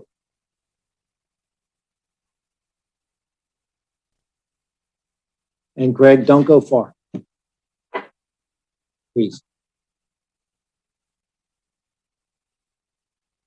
And would you introduce yourself, Yeah, please? my name's Kyle O'Neill. I'm the general contractor for the project. How long have you been the general contractor? I came on last year. Right, because you're like third, fourth, fifth, I'm or the sixth. fifth. Fifth, right, that's what I thought. Yeah, Right, I'm the fifth. I've been losing count. Yeah, I've inherited a lot of this. Yeah, because long running was the term that Mr. Pritchard used. I think the Sistine Chapel took about the same amount of time. Yes. Right, okay. So I've been trying to find out what's been going on in this project for quite some time, and it's not your fault, but generally the answer I get is radio silent. I get no answer. I get no explanation. I get promises, not one of which is ever fulfilled. I'll repeat that, not one of which is ever fulfilled. So I get really concerned when I see that this is coming forth on a number of reasons. First, I'm not sure if you can explain, or maybe Mr. Pritchard knows, why can't the original plan be adhered to? First, there's no mechanical way to put the units on which was approved in 2014. They only have 2 units on the original site plan, and there's no physical way to get mechanicals to that point. Well, then why would those plans have been put forth if you have any idea? That was 4 people before me. And 2 developers, I believe, from the guys that I'm working with. If not 3. Yes. All right. So are we to believe that this is the only place for these mechanical units? Because the photograph that Mr. Pritchard showed, with all due respect, is not representative of what they're going to look like. You're going to see those full screens that we had there. They're all going to be visible because that's flat, that roof. It will only be visible if you're on the second story or above of the house directly next to it. Directly across the street. You'll see it from the street. No, the front A of the roof of the building. If you can. Can we put Yeah. that back up?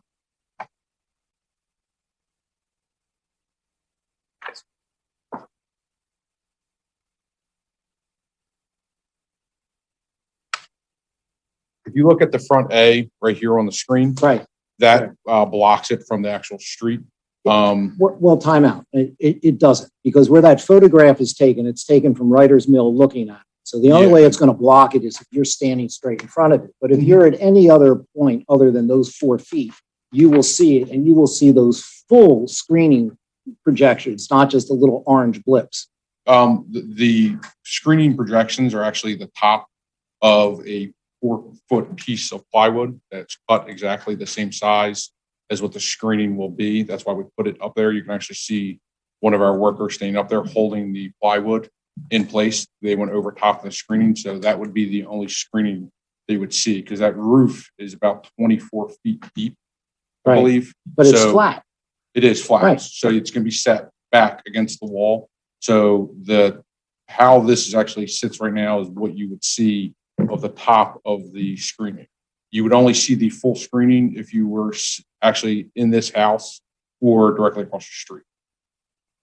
Or right. And in terms of your first question about, Sure. Is there anywhere else to put them? Yeah. There's not. We discussed this yesterday during the hard meeting. We're kind of limited in locations due to the layout of the houses. And what about the rear of the property, which abuts the cemetery? It is impossible to get through to the rear of the property of how the church is set up. You would, if there was ever an issue with mechanicals, the only way to get to the rear of the property and where they would be ran would be to cut the floor out of the back unit and to get down into the bottom. And then that it only allows, it's only an 18-inch crawl space. You wouldn't be able to work in there without cutting. It's not like something where you have an access panel, climb underneath the building. You cannot get underneath the building. Well, then let's go then to the noise issue. Okay. Correct me if I'm wrong in this assumption that the units that you're proposing, you would already know what decibels they generate? We do know what decibels they do generate. There's no units available for this size building unless we did more. We'd have to do 1 unit per room to get them to be at the decibel which you guys require. So our steps to rectify that, as Greg discussed, we discussed earlier, is to build the louvers as well as add sound dampening to the units and the louvers as well to drop it to the correct level. And with the setback on the roof, we're exceeding the setback that's required for your township code to the property line. So that reading will be taken with them to make sure that we do enough to lower the point of which is acceptable for your township. How will we know that you will meet those decibel levels before you install it? So that we don't find ourselves in a situation which frequently we have, something's installed and someone says, oops, sorry, I can't do any better than this. Our agreement earlier is that first you have to install the units so we can get the readings. We have to kind of work together in the aspect that we have to install the units, install all the sound dampening as well, and then we're going to take the reading. So if extra sound dampening wouldn't be needed to be installed, it would be done inside the louvered areas because they're big enough to fit the air conditioning units and also give them enough air to breathe. So we would just have to adapt our sound dampening to raise it to lower the sound. Now, I mean, again, we have to take the sounds reading from that level at the property line. So is there any way, or let me ask this, is there a plan B if this doesn't work? We would have to add more sound dampening. This is the only, I inherited all this. This is the only location, and we've done this. This is not the first conversation. We've gone through the project 3 or 4 times. with the HVAC contractor, as well as your own code enforcement officers. There's no physical way to get it anywhere else. So you have confidence that whatever it will take, you will be able to do to bring the sound levels down to the appropriate decibels, Yes. correct? Yeah. Let me ask you then a more general question. When's this project ever going to be completed? So they're moving in September 1st. We're done drywall, we're done tile. All the interior finishes are due to be installed this week. The cabinets are installed in the front unit. We are up to paint, actually. Was that plywood that was up against the side in that other photograph? Yes. I've picked it up myself at least a half dozen times. You and me both. So Right. the garage doors will happily be installed. The first set, the set that they requested, the neighbors requested, not even the people that are purchasing the units, the neighbors agreed to the garage doors, will be installed later in the fall because of them being back ordered, is the ones they selected. So they will be temporary garage doors set up, and they agreed that they would not have a problem with temporary garage doors in the interim. Then one last question, and I appreciate you coming forward and responding. I said it's been more than I've been able to get out of anybody for years.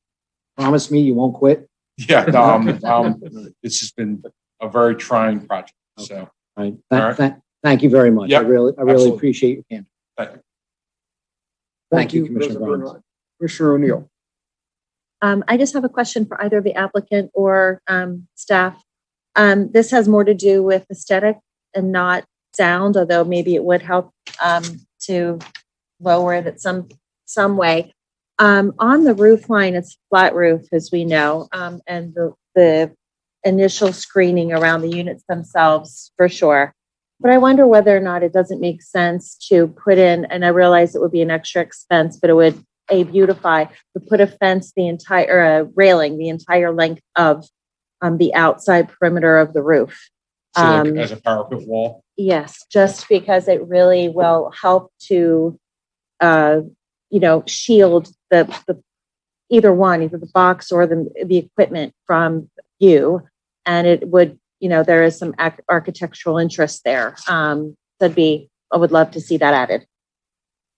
Yeah, I think one of the reasons that HARB didn't have any or many issues with this proposal is because those screens, those boxes around the units are so far back from the edge, and really you can't see much of them until you're pretty far away. If there were a screen or some kind of fencing or rail around the perimeter of that garage, that would be much more visible. It might help with sound a little bit, I'm not quite sure, but it would create more of a visual distraction from what's currently there. I would say it as more of a attractive thing to see. If it's a railing that is not, just basic, if it is a well-designed, beautiful piece of wood or bipon or whatever will be used, I don't see it as a distraction at all. I see it as a betterment of the property from that sidewalk or from the neighbor's perspective. It wouldn't get in the way, it would hide. I would love to see that added. But again, that's a modification that HARB would have to review potentially, and that's not something that was ever considered that I'm aware of. Thank you. Okay, thank you. Any other commissioner questions or comments? I see Commissioner Durbin, please. I just want to comment that I'm glad the applicant came in and asked before just doing it, because we've had other buildings where, including historic buildings, where people made a change and didn't ask, and then we had to figure it out after the fact. There was one air conditioner that was approved on the roof and was stuck on the ground and was an eyesore to the neighbors. So thank you for coming in and trying to work on this. And I hope that something that's mutually satisfactory comes out of this. But I appreciate that you didn't try to sneak something in there. Thank you, Commissioner Durbin. Any other commissioner questions, comments? Any public comment on this matter?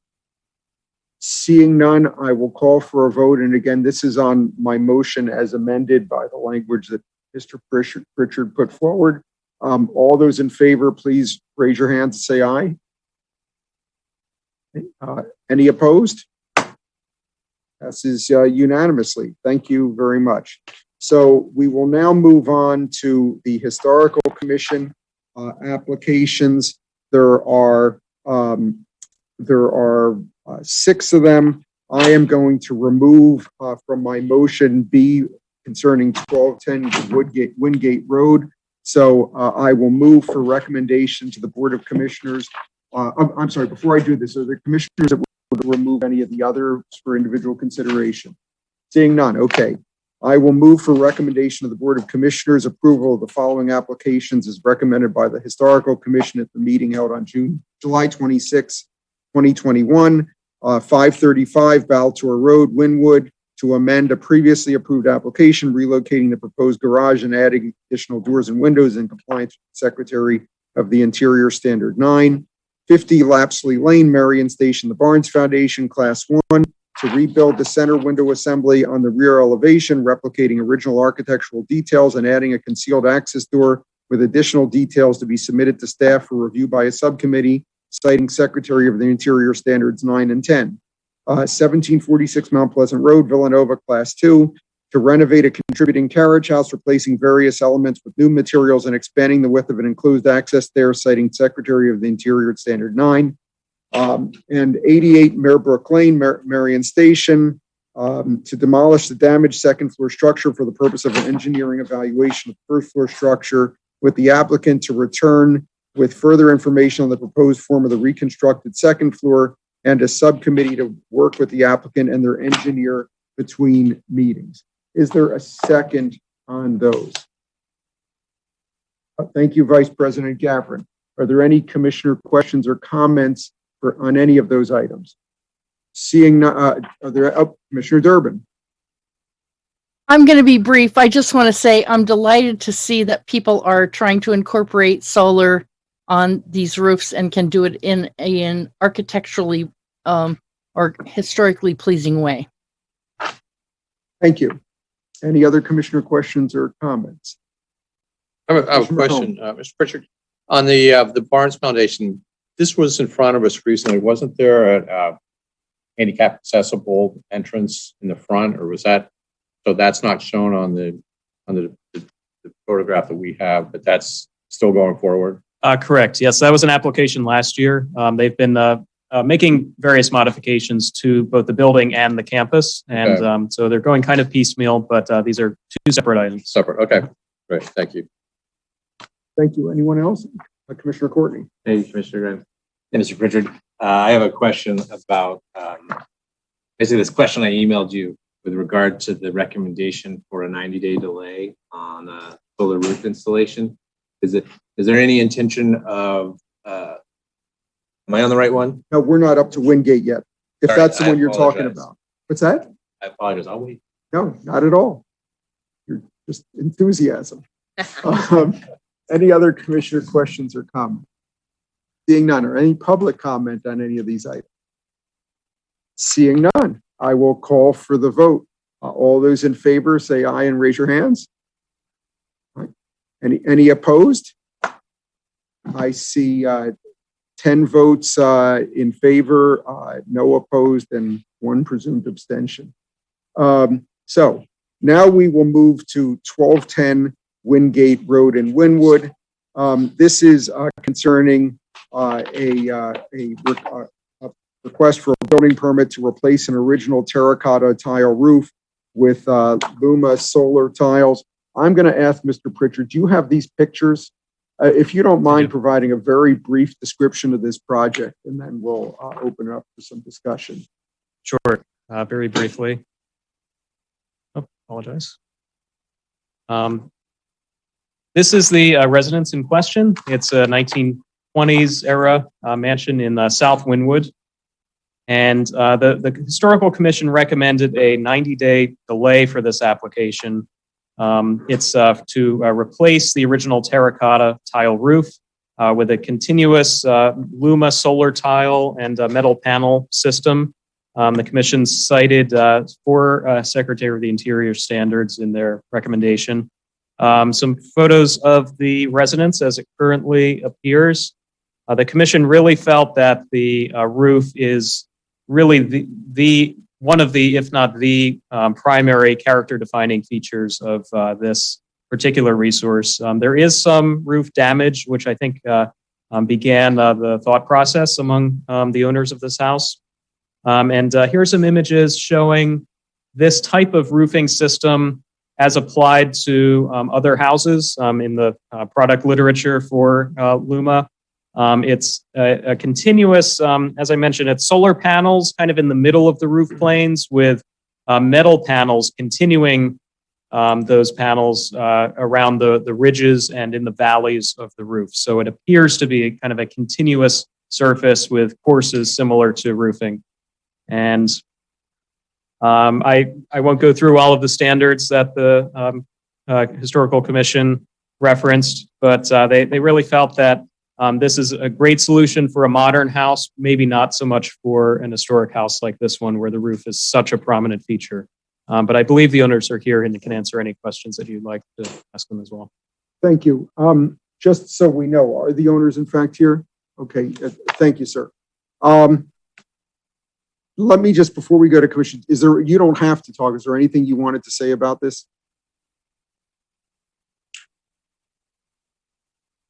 Commissioner Grimes and committee, thank you very much for permitting me to speak.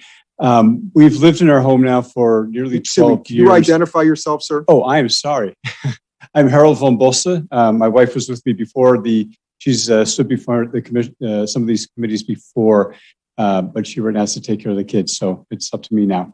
As I can say, we've lived in the home now for about 12 years. The home has actually, when you drive in, there's the thing on the gate that says Chateau de Rêve d'eau, which means House of Dreams of Water. And we've come to realize that actually means nightmares of water. The day we moved in, it was a thunderous storm, and we right then started getting dripping from the roof. And we have spent every year thousands of dollars trying to get different parts of the roofs repaired, getting the gables and the dormers repaired. And it was about 3 years ago that we decided it was time to replace the roof. And that's about the time that Tesla came out with this wonderful solar roof panel. The original panels were beautiful. Unfortunately, those were not what they actually ended up selling. And that's when we went over to look at for other solutions. We came up with Luma. And then really from the standpoint that we knew we had to replace the whole roof. And if we're going to do that, we wanted to do something that was green. My wife before told one of the committees that when we moved into the place, we wanted to have central heat and air, get rid of the radiators, get rid of the window units, which also we thought would enhance the appearance of the house. And in doing so, we decided to go for geothermal because we thought it'd be more green and more energy efficient. We felt the same with the roof. The current plan for the roof is that it will actually provide 97% of our energy needs, and maybe even do better than that because the roof will be insulated, which it is not now. The damage inside our house is pretty stunning. We have plenty of walls that are really in trouble with mold growing and things like that. So we really would like to move forward in this project. I think my hardest critic to get on board this project was my wife. It's taken me 3 years to get her there, and she's now solidly behind this. So we really are going to move forward with it, and we're just hoping that the delay can be shortened. Our contractor started talking to the township back in May. We need to get a structural engineer by the township to look at our whole plan. And we have submitted everything on June 7th to get the permit. So we hope that that will be taken into consideration as the clock already ticking in terms of any further delay that's required. Thank you. If you don't mind if I just ask you a question. I understand that the possibility has been discussed with you that when the tile is removed, that instead of disposing of it, that you would make the tile available that's good, available for resale or reuse for some other project, to basically recycle the tiles that come off your roof. You're absolutely right. And in fact, what the previous owners had done with another house coming down that also had terracotta roof, they had stored just about a whole nother roof worth of that in our garage. So we are looking very much forward to be able to give that to a salvage company. Okay, thank you. Before I take any other questions or commissioner questions or comments for the applicant or for Greg, I'm going to put a motion on the table with a little explanation. As Greg said, this is a class 2 property, which means that we have the ability to delay issuance of a permit by up to 90 days. But at the end of the day, we cannot prevent this work from taking place based on historical preservation grounds. While I certainly respect that the gentleman has to do what he has to do with this property, the removal of these historic roof tiles, and we saw the pictures, and replacement with something modern is going to fundamentally alter the property in a way that, again, without consideration for the second of his the leakage and the other issues, it is kind of a shame because it loses the part of the historic fabric of this house and a valuable part of that. Having said that, as I said a moment ago, we can't prevent him from doing it. We can only delay it for 90 days, which is what the Historical Commission proposed.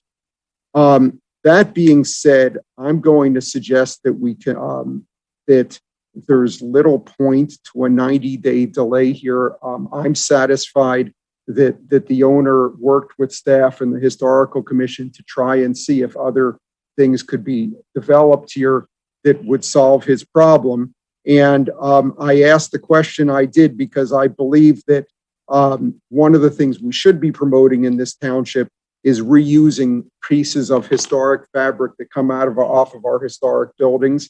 If they can be recycled for other projects, resold, what have you, for other projects, rather than throwing them in a landfill or just destroying them, we should encourage that.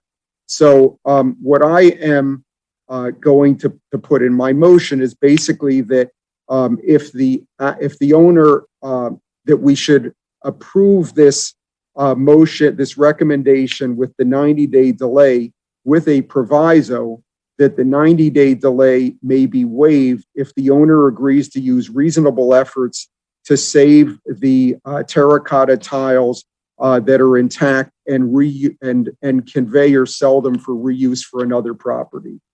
So that would be the motion I am putting on the table. And then is there a second before we take, thank you, Commissioner Courtney. Are there other commissioner questions or comments on it? I think, Commissioner, go ahead, President. No, I didn't mean to, I'm just trying to figure out exactly how this works. Because we've just heard from the property owner who says, yeah, I'm willing to go ahead and have the roofing material available for whatever. Right. So does that mean with that commitment, there's no delay? Or yes, okay. that would be my motion, if I may. And I said a good faith effort, or I said I use reasonable efforts because I don't believe we can legally require that he does it. Right. But we wouldn't know what those efforts were until he started, and then he couldn't start for 90 days. I'm trying to figure out how this works. If the gentleman is here telling us, look, I'm going to go ahead and do that, do we take, his word for it, and then you're waiving the delay, and part of it is that he will follow through with it? I mean, I don't know how otherwise this operates. No, I think that's a point well taken. Did you have if you may, do you have a suggestion on that? Well, what I'd like to point out is that we already had last summer contacted Reclaimed Roofs out of Delaware, and we had given them pictures of our tiles, and they'd already given us a proposal for them. And this is the ones that are stored in the garage.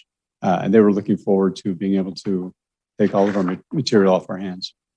But let me make thank you. Let me make a suggestion. I'm going to amend my proviso to say that the 90-day delay may be waived if the owner demonstrates the staff's satisfaction that he has made reasonable efforts to save and convey all intact tiles for reuse on another property.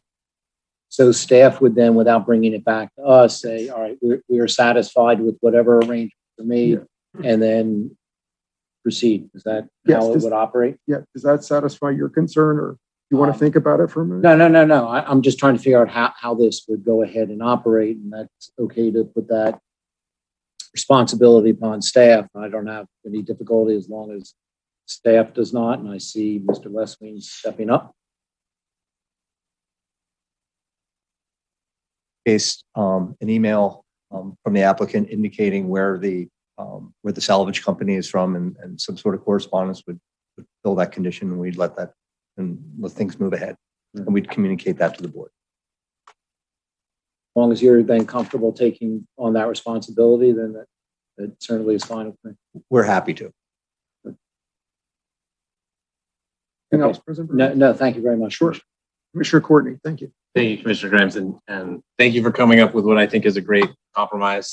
I understand where the Historic Commission is coming from. It is a shame to lose such a great facet of this beautiful home. But I do appreciate you, sir, as the homeowner, taking on the responsibility of a historic property in Lower Merion and preserving such a beautiful house as this. And I applaud you for your efforts at increasing sustainability, both through geothermal and eventually a solar roof.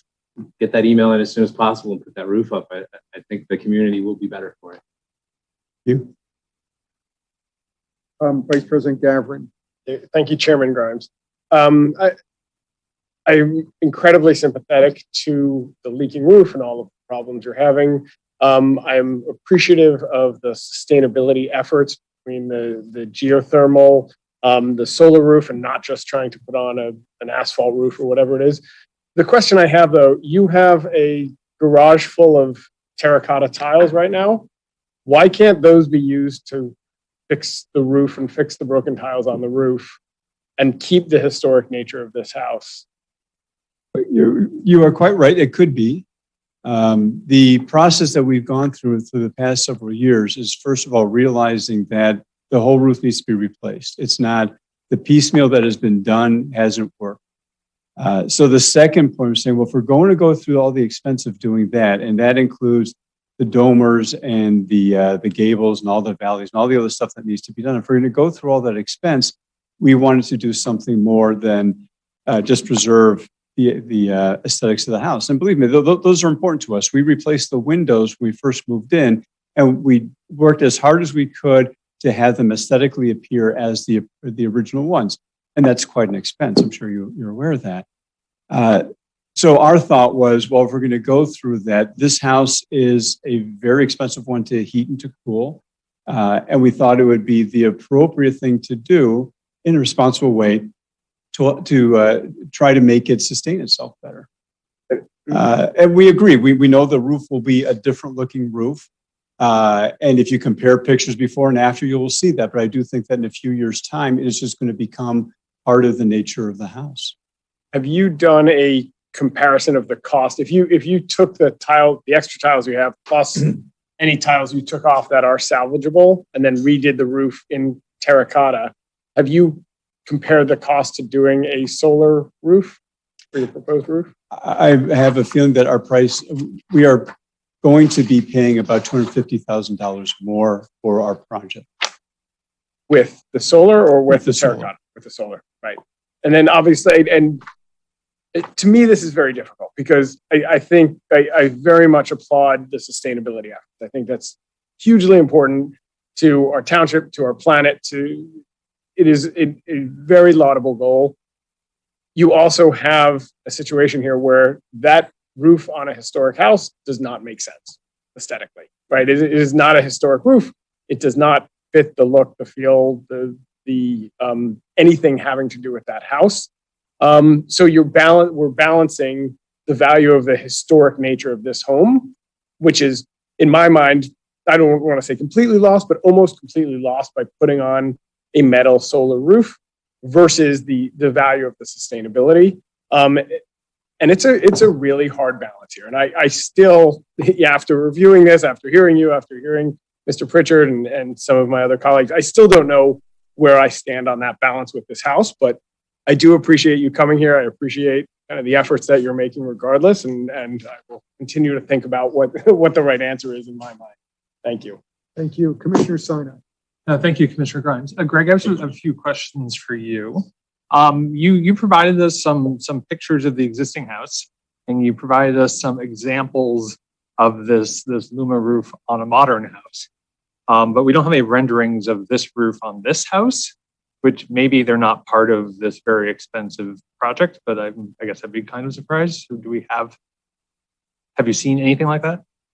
We have not. We've seen a plan of where the panels, as opposed to the solar panels, as opposed to the metal panels, would be mounted on the roof, but no photorealistic rendering of what it would look like with this material. One of the features of this particular house is it has rounded dormers, and the example you gave to us is one that has much less pitch to the roof and also doesn't have any round. I presume there will be the metal panels around the rounded dormers, and I know this is like fabricated to fit the roof. It's not like a one size fits all product. So does it preserve the rounded? To my knowledge, those are not being proposed to change at all. I believe the metal panels can be shaped to conform to whatever situation they have to. Okay, and possibly this is a question for the homeowner. One of the aspects of the roof is that it has some I guess detailing at the corners, right? There's spikes. Not sure what they are.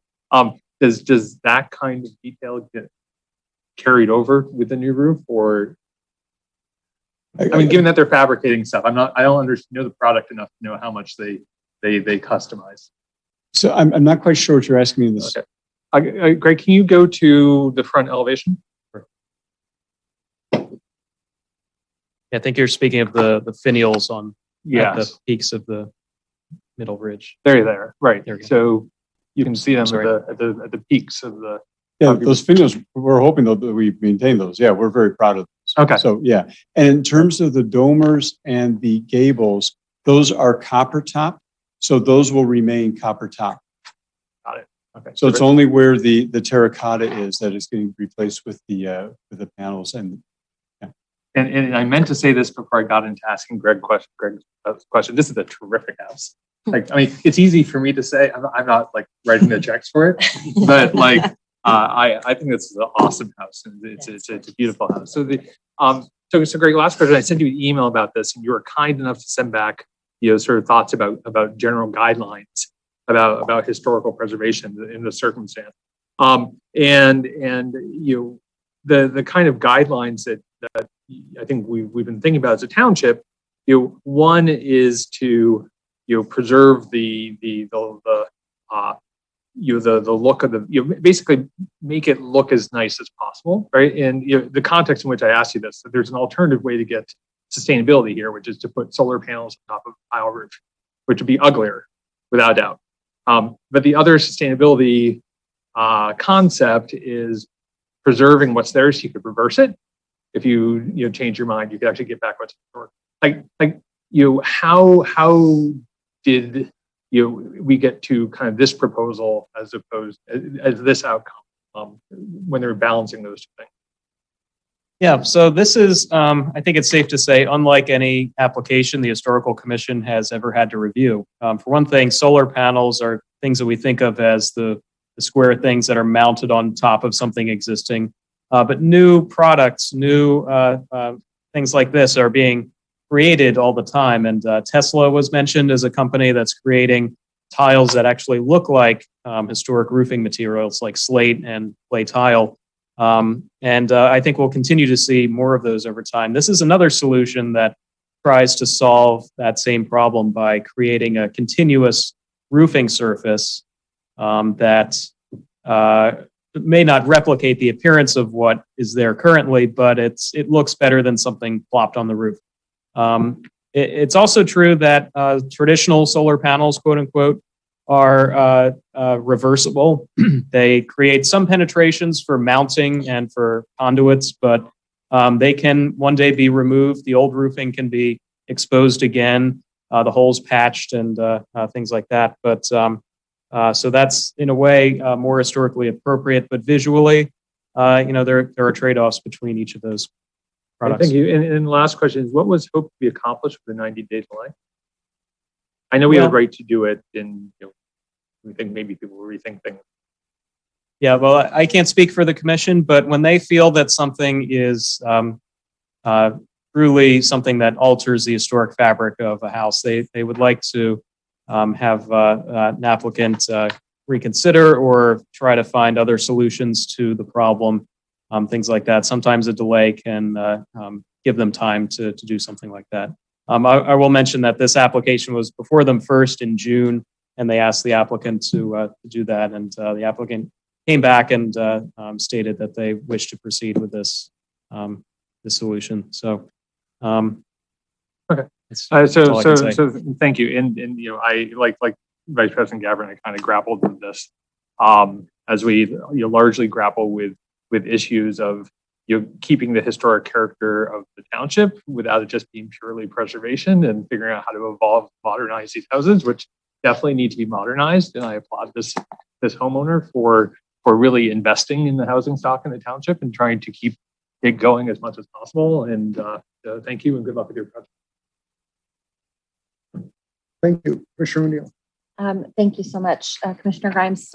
Thank you for your presentation and for the background information. I don't know much about the Luma product line, although as we're talking and looking at the sample of the modern house versus other pictures on the website, some lake houses come up. Some of them do show much less, I guess, articulation or step or these strong kind of lines within the roof line. Is this sort of a different model within the Luma line where you might be able to get something that looks more like the Tesla and less like the picture in our briefing, do you think? Or would you reconsider the, I guess, round 3 of the Tesla solar panel now that's, made Buffalo? It's not so far away to ship here. Just wondering what your thoughts are there now that Tesla's back on that effort. Yeah. The quick story about it with Tesla is when Tesla first came out. When Tesla came out with this is when I got excited about this. And I had to work on getting my wife excited. Mm-hmm. And as soon as they opened up their deposit period, we right away got our $1,000 check into them. And then we heard nothing for about a year and a half. And they came back to us and they wanted to look at our roof. And then we heard nothing from them again. And we kept on inquiring. And the problem was apparently the inclination of our roof, that it was more than that what they were comfortable with. And we tried to find other ways to work around that, finding roofers in the area that would work with Tesla who were comfortable with this kind of an inclination. I don't know where it stands right now. I've gotten a little bit disheartened with Tesla altogether because when they first had their grand showing, they did have something that looked like terracotta, and I was all for that. The last I knew, they'd gone to just a single bland, almost looks like asphalt or slate type thing. That's the last I know of it, but we've kind of written them off. The Luma company has been doing the solar roof since I think it's 2004, 2007. So they have a track record, whereas Tesla really only has about a 2 to 3 year record. And just going a little bit supply chain, I don't mean to dig too deep, but if we're talking green, I'm curious about where these panels are made and relatively speaking, what I don't expect you to know shipping costs, but if we're manufacturing them in Oregon, it probably would hurt the effort that this is actually a green project when we're talking about expensive and heavy transportation costs.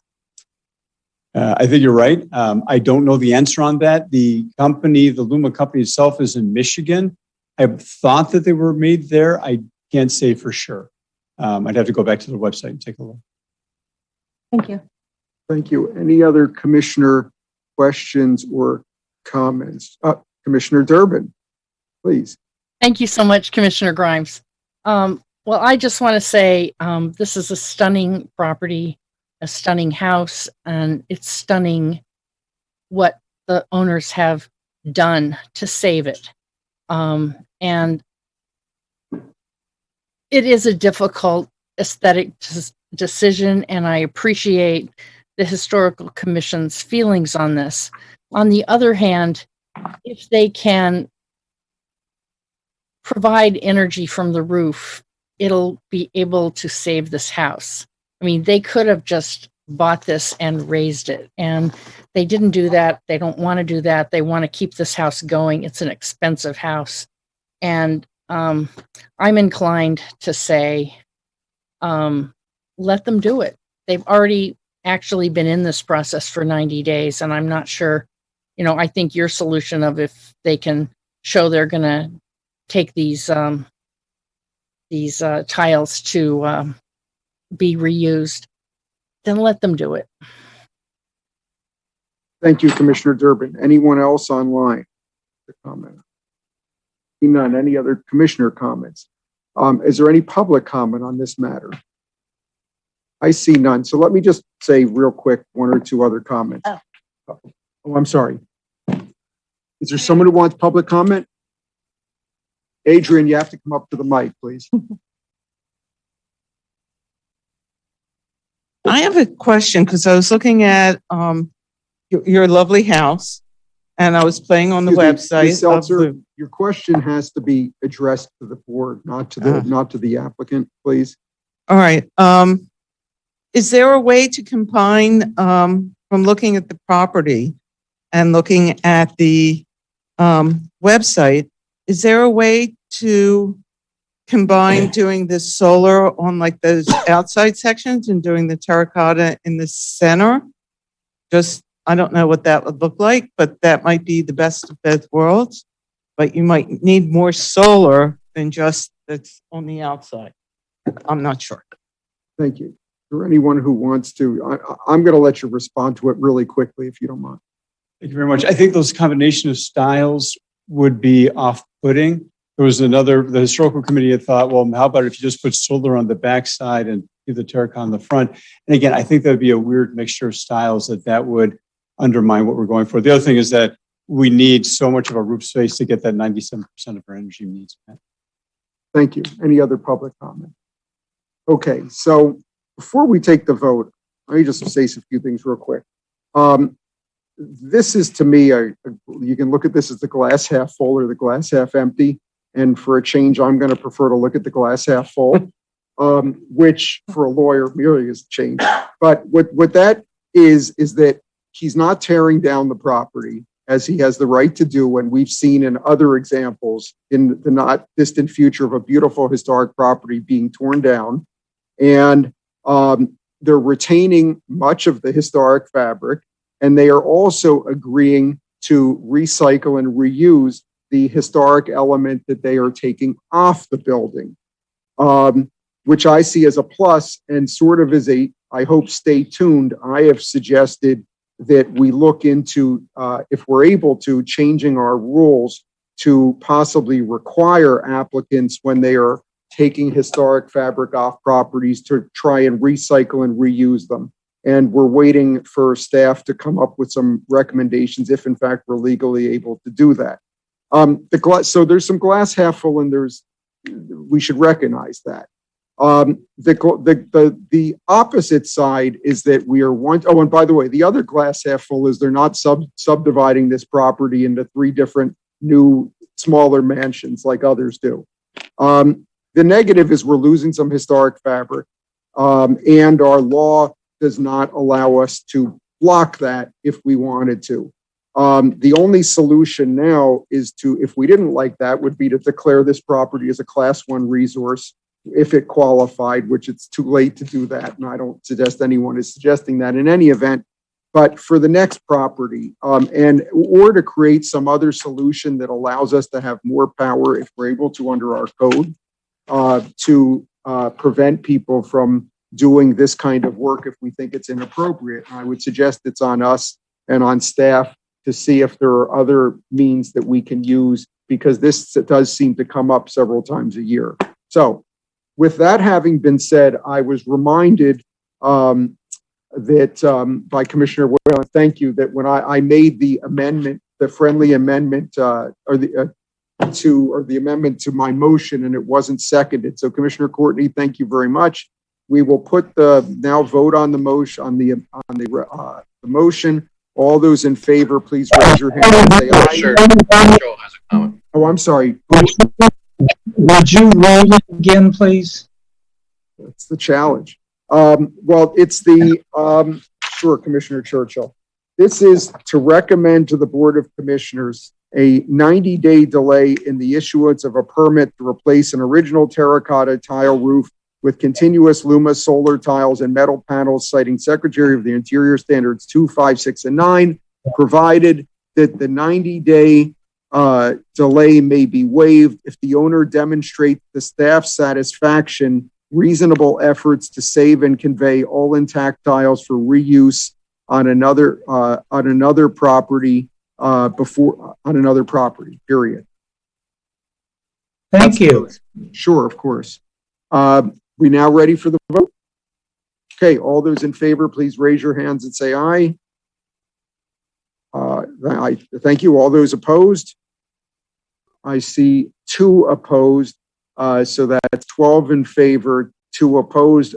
May this go on consent? No? Okay, that's fine. Thank you. We'll now move on to the next matter on page 50 of our agendas.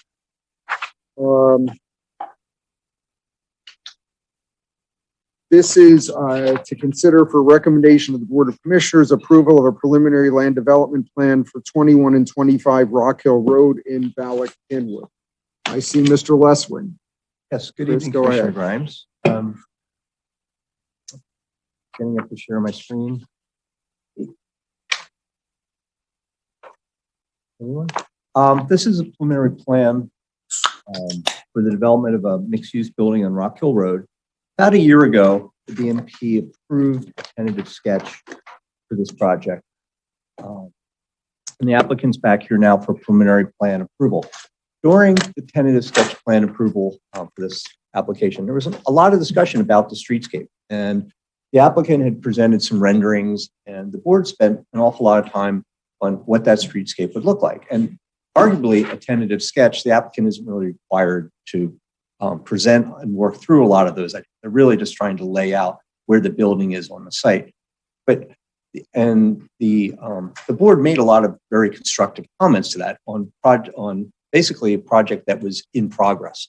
Well, the applicant took that to heart, and I think what the board will see tonight are some significant improvements that were added because of the board's efforts earlier in the process.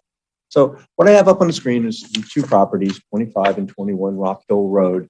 It's a very long, narrow property coming in off the top of Rock Hill Road, just in from the Wawa on Conshohocken State Road. These 2 properties are proposed to be consolidated together and then redeveloped as a new mixed building.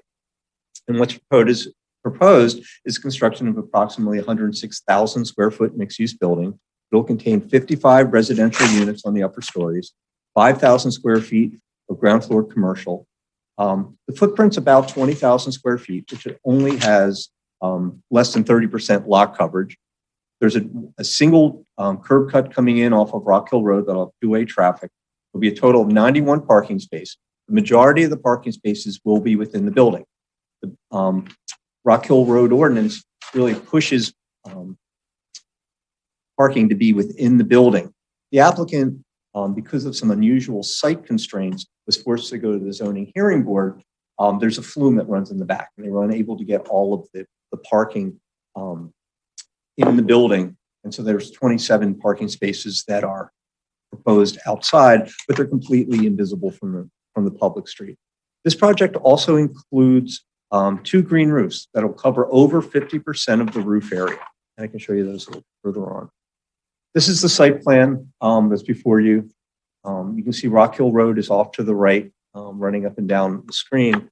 There's a setback, and Rock Hill Road is unusual among ordinances in the township in that it requires the widest verge. There's a 10-foot wide verge for street trees required in the Rock Hill Road Overlay District. This plan includes that verge plus more, and I'll explain that in a second, plus a 10-foot wide sidewalk, and then a plaza area setting back to the building. The building is oriented in a U shape, heading towards the, roughly say the bottom of the screen, which is somewhat to the south. It's a U shape. And then the driveway is coming in off Rock Hill Road. There's some surface parking. And then off of that driveway, there are a couple entranceways to the garage. The garage is on 2 levels.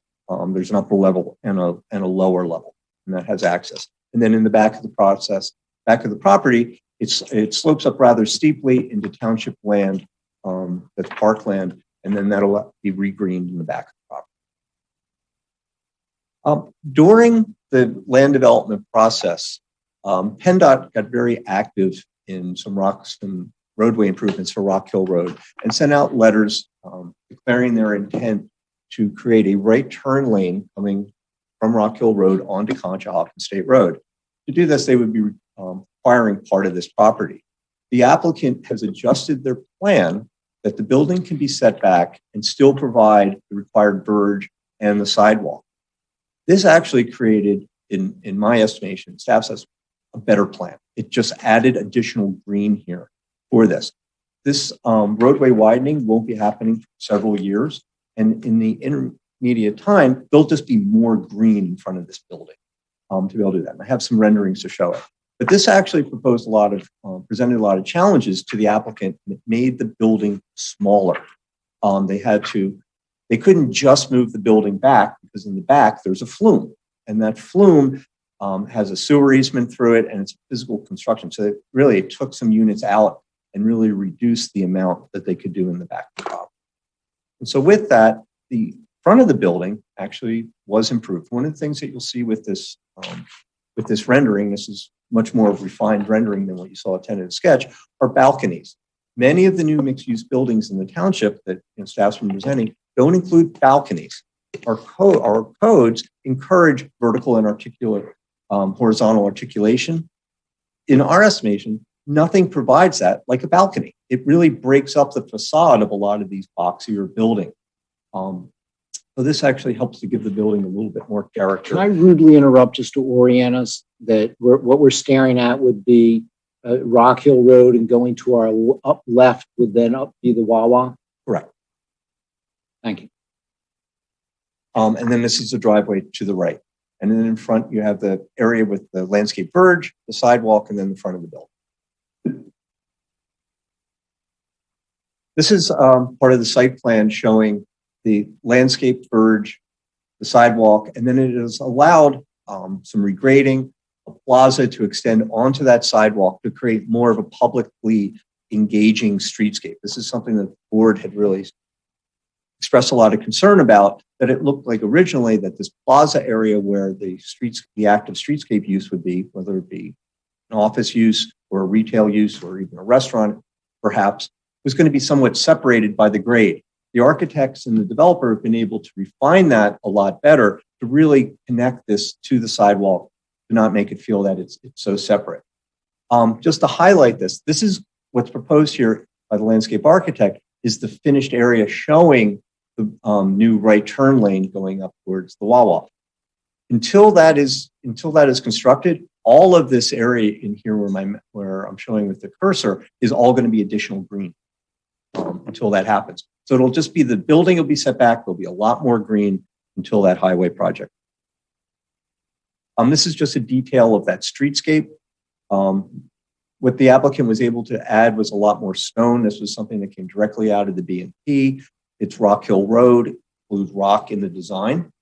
I'm going to include condition, you can read in that the Planning Commission has actually introduced a condition that I'm going to read in that actually would extend that stone up to about this level, which is the lower sill level of the first floor. We have a condition that when this sidewalk is moved back, it's not going to match other sidewalks on the block, and that the applicant is going to need to work with adjacent property owners and PennDOT to create a better transition to the sidewalk. Township may need to step in during the road construction to make sure that this all works. We're going to have to coordinate to make sure that we get a continuous sidewalk. That's one of the issues with this, with Rock Hill Road, is that properties aren't being developed all at once. They're coming in every couple of years. Coordinating that is, while properties are in the redevelopment phase, is one of those challenges, but that's our responsibility. While the community gained a better streetscape in the front, by moving everything to the back, the applicant was needed to move their surface parking to the back. During their design process, they designed a gathering space for residents in the back that had paths. It was very elaborately landscaped. it was a very nice space. That all needed to get pushed back and was eliminated. They were no longer able to get up to that space and design it because of the slopes in the back. There are quarries and there's steep slopes in the back. The slopes would be too steep to be able to actually get the ramps up there to make that happen. So instead, what the applicant is going to do, and there's conditions of approval, that they'll need to remove all the invasive species, remove all the weed trees back there, and then basically reforest the area, to green it, and to make it more sustainable with the township parkland that's adjacent. This is just what's been included in your packets with the landscaping. And then there are the two green roofs. I wanted to highlight these. There's A and B. They occupy, as I said, just about a little bit more than 50% of the roof area. We've included conditions to improve the pedestrian circulation for crosswalks throughout the property, some pathways through the property. These are things that we really sweated these details to really bring this out. Something that did come up with this application and the timing. Earlier in the process, this application had to go to the zoning hearing board. At that time, the applicant met with the neighborhood club of Alkinwood, got their feedback, and a tentative sketch, the applicant met with the neighborhood club of Alkinwood. They did not meet with the neighborhood club of Alkinwood prior to coming forward for a preliminary plan. By the time they were reaching out, between tentative sketch and preliminary plan, there was a lot of back and forth with staff. PennDOT issue was arise. They didn't know when they were going to be on the agenda. I'm not going to speak for the applicant, but they didn't coordinate with the neighborhood club. When staff became aware of this, we put the applicant in touch with the neighborhood club, forwarded the information to the neighborhood club. They were able to participate in Monday's meeting, add any comments that they had. And the applicant has also agreed to go back in September. And they may get their approval tonight, but even if they have their approval, go back, have that conversation with the neighborhood club. We didn't hear any substantial comments on any design matters on Monday night, but the applicant has agreed to act in good faith with the neighborhood club afterwards. I do want to read in two additional conditions of approval. This was heard on Monday night, and turning around the agenda, these were inadvertently dropped from your agenda. There were two conditions about architecture. The first, that the applicant shall explore modifications to facade materials and color to add visual depth and contrast. And then the second is that the applicant shall explore elevating the stone facade up to the sill of the second floor. The applicant indicated that they thought these were both good ideas, and we expect them to be moving forward with this. There is no relief required with us, and it's my understanding that the applicant accepts all of the conditions, including the two that I just read in. I'm happy to answer any of your questions, and the applicants here also did. Okay, thank you, Chris. We're going to take first questions for Chris. Commissioner McComb, do you want to go first? Sure, I'll be fairly brief. Thanks, Chris. I know it's always hazardous to predict when PennDOT will do something, but as we sit here right now, what is our best guesstimate as to when PennDOT will go forward with their project? We're looking at construction 2023. Okay. The second question. Our best guess. Okay, that's a guess. The other is the connectivity part. You mentioned sort of you were kind of sweating the details on that. Could you just elaborate a little bit more on how this will relate to other parts of the township and Balkan? Well, the most important part is the street. That's the big piece. And this is something that staff spends a lot of time working on. And we worked with the EAC, we worked with Planning Commission, we worked with the Shade Tree Commission on the specific shade trees that are in the front, what the materials are of the landscape. We've had a lot of feedback on that, but also more importantly, the furnishing. You'll see that there's in the renderings, there's always benches proposed. There's always elements like that. We hold applicants to that, right? There's been some certain instances after the fact where applicants have come in and they've made dazzling presentations to you, with high-end benches and chairs, and it looks like a great streetscape, and that's not what's installed.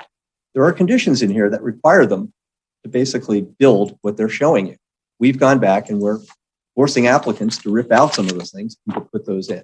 But we've included some of those details in here to work and make sure that these are the highest quality materials, that if somebody's walking down Rock Hill Road, this is a place they want to go to. They want to stop, either this or biking. And I will point out, there is an advantage to this 10-foot wide sidewalk. In some cases, it seems excessive. this is close to the Kinwood Trail. One day when Rock Hill Road is built out or partially redeveloped, that 10-foot wide sidewalk becomes an extension of the trail in many ways. It becomes something that becomes a shared use path. It'll connect up to the neighborhoods. On one side, potentially connect back to College Park, and on the other side, connect up to Dock. That sounds similar to the very wide sidewalk by the CVS, which is near the trail too. And I think that's an important feature of that area. And you will see people biking there. Yeah. It serves as a multi-use. Right. It's as wide as parts of the Kinwood Trail. Okay. Thanks, Rich. Thank you.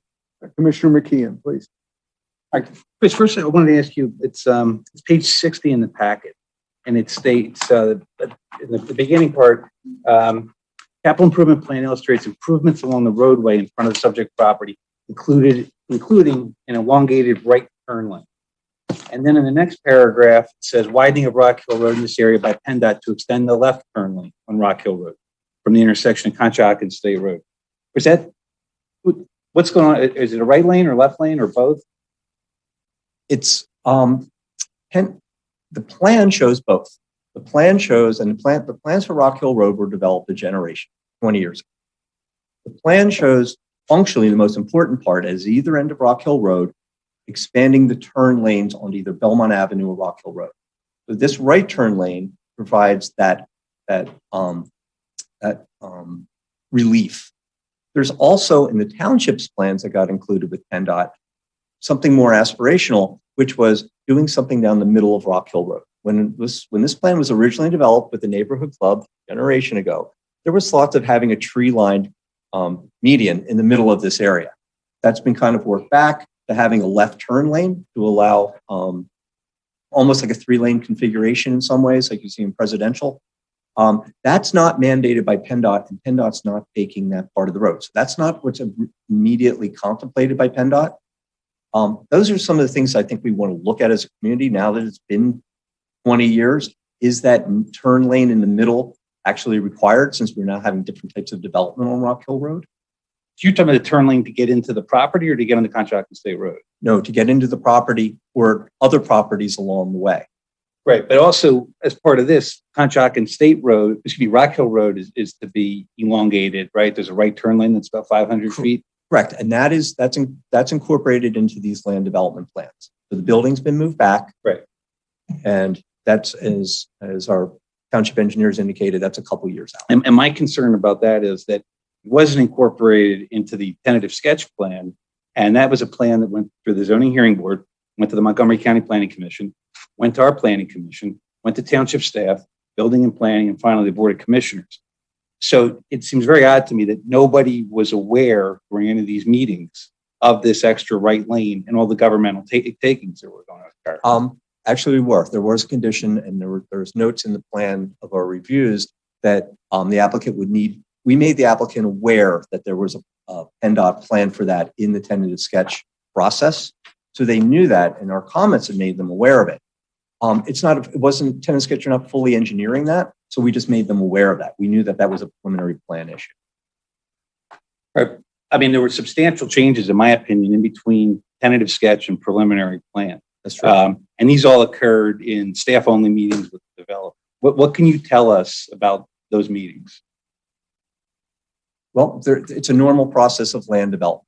So a tentative sketch, remind the commissioners, it's really concept plan. And you really look at purpose of tentative sketch is you take the building layout, you put the building footprint, you put the driveways, and you put the parking lot. So you try to lay that all out. As it came forward, when we move towards preliminary plan, we identify the areas for stormwater.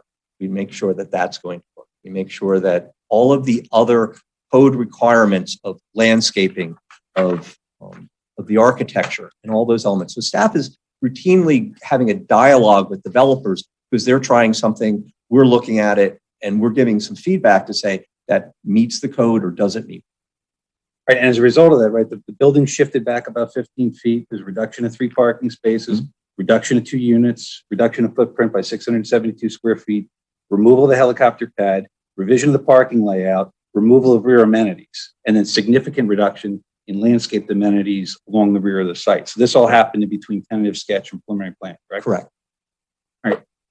Now, And the issue I have, I do agree with your point that this is the project I think is improved. And the reason I like the greening, it's a little bit smaller, it's pushed back, and I think that's a little bit better as it fits into the neighborhood as a whole. It's not on top of the properties on Rock Hill Road. What I can't understand is the purpose of adding that right turn lane. It seems to contravene everything we go for now as a township in terms of walkability. There's 2 bus stations there. That Wawa is an important destination in the neighborhood that people walk to. People bicycle down Rock Hill Road.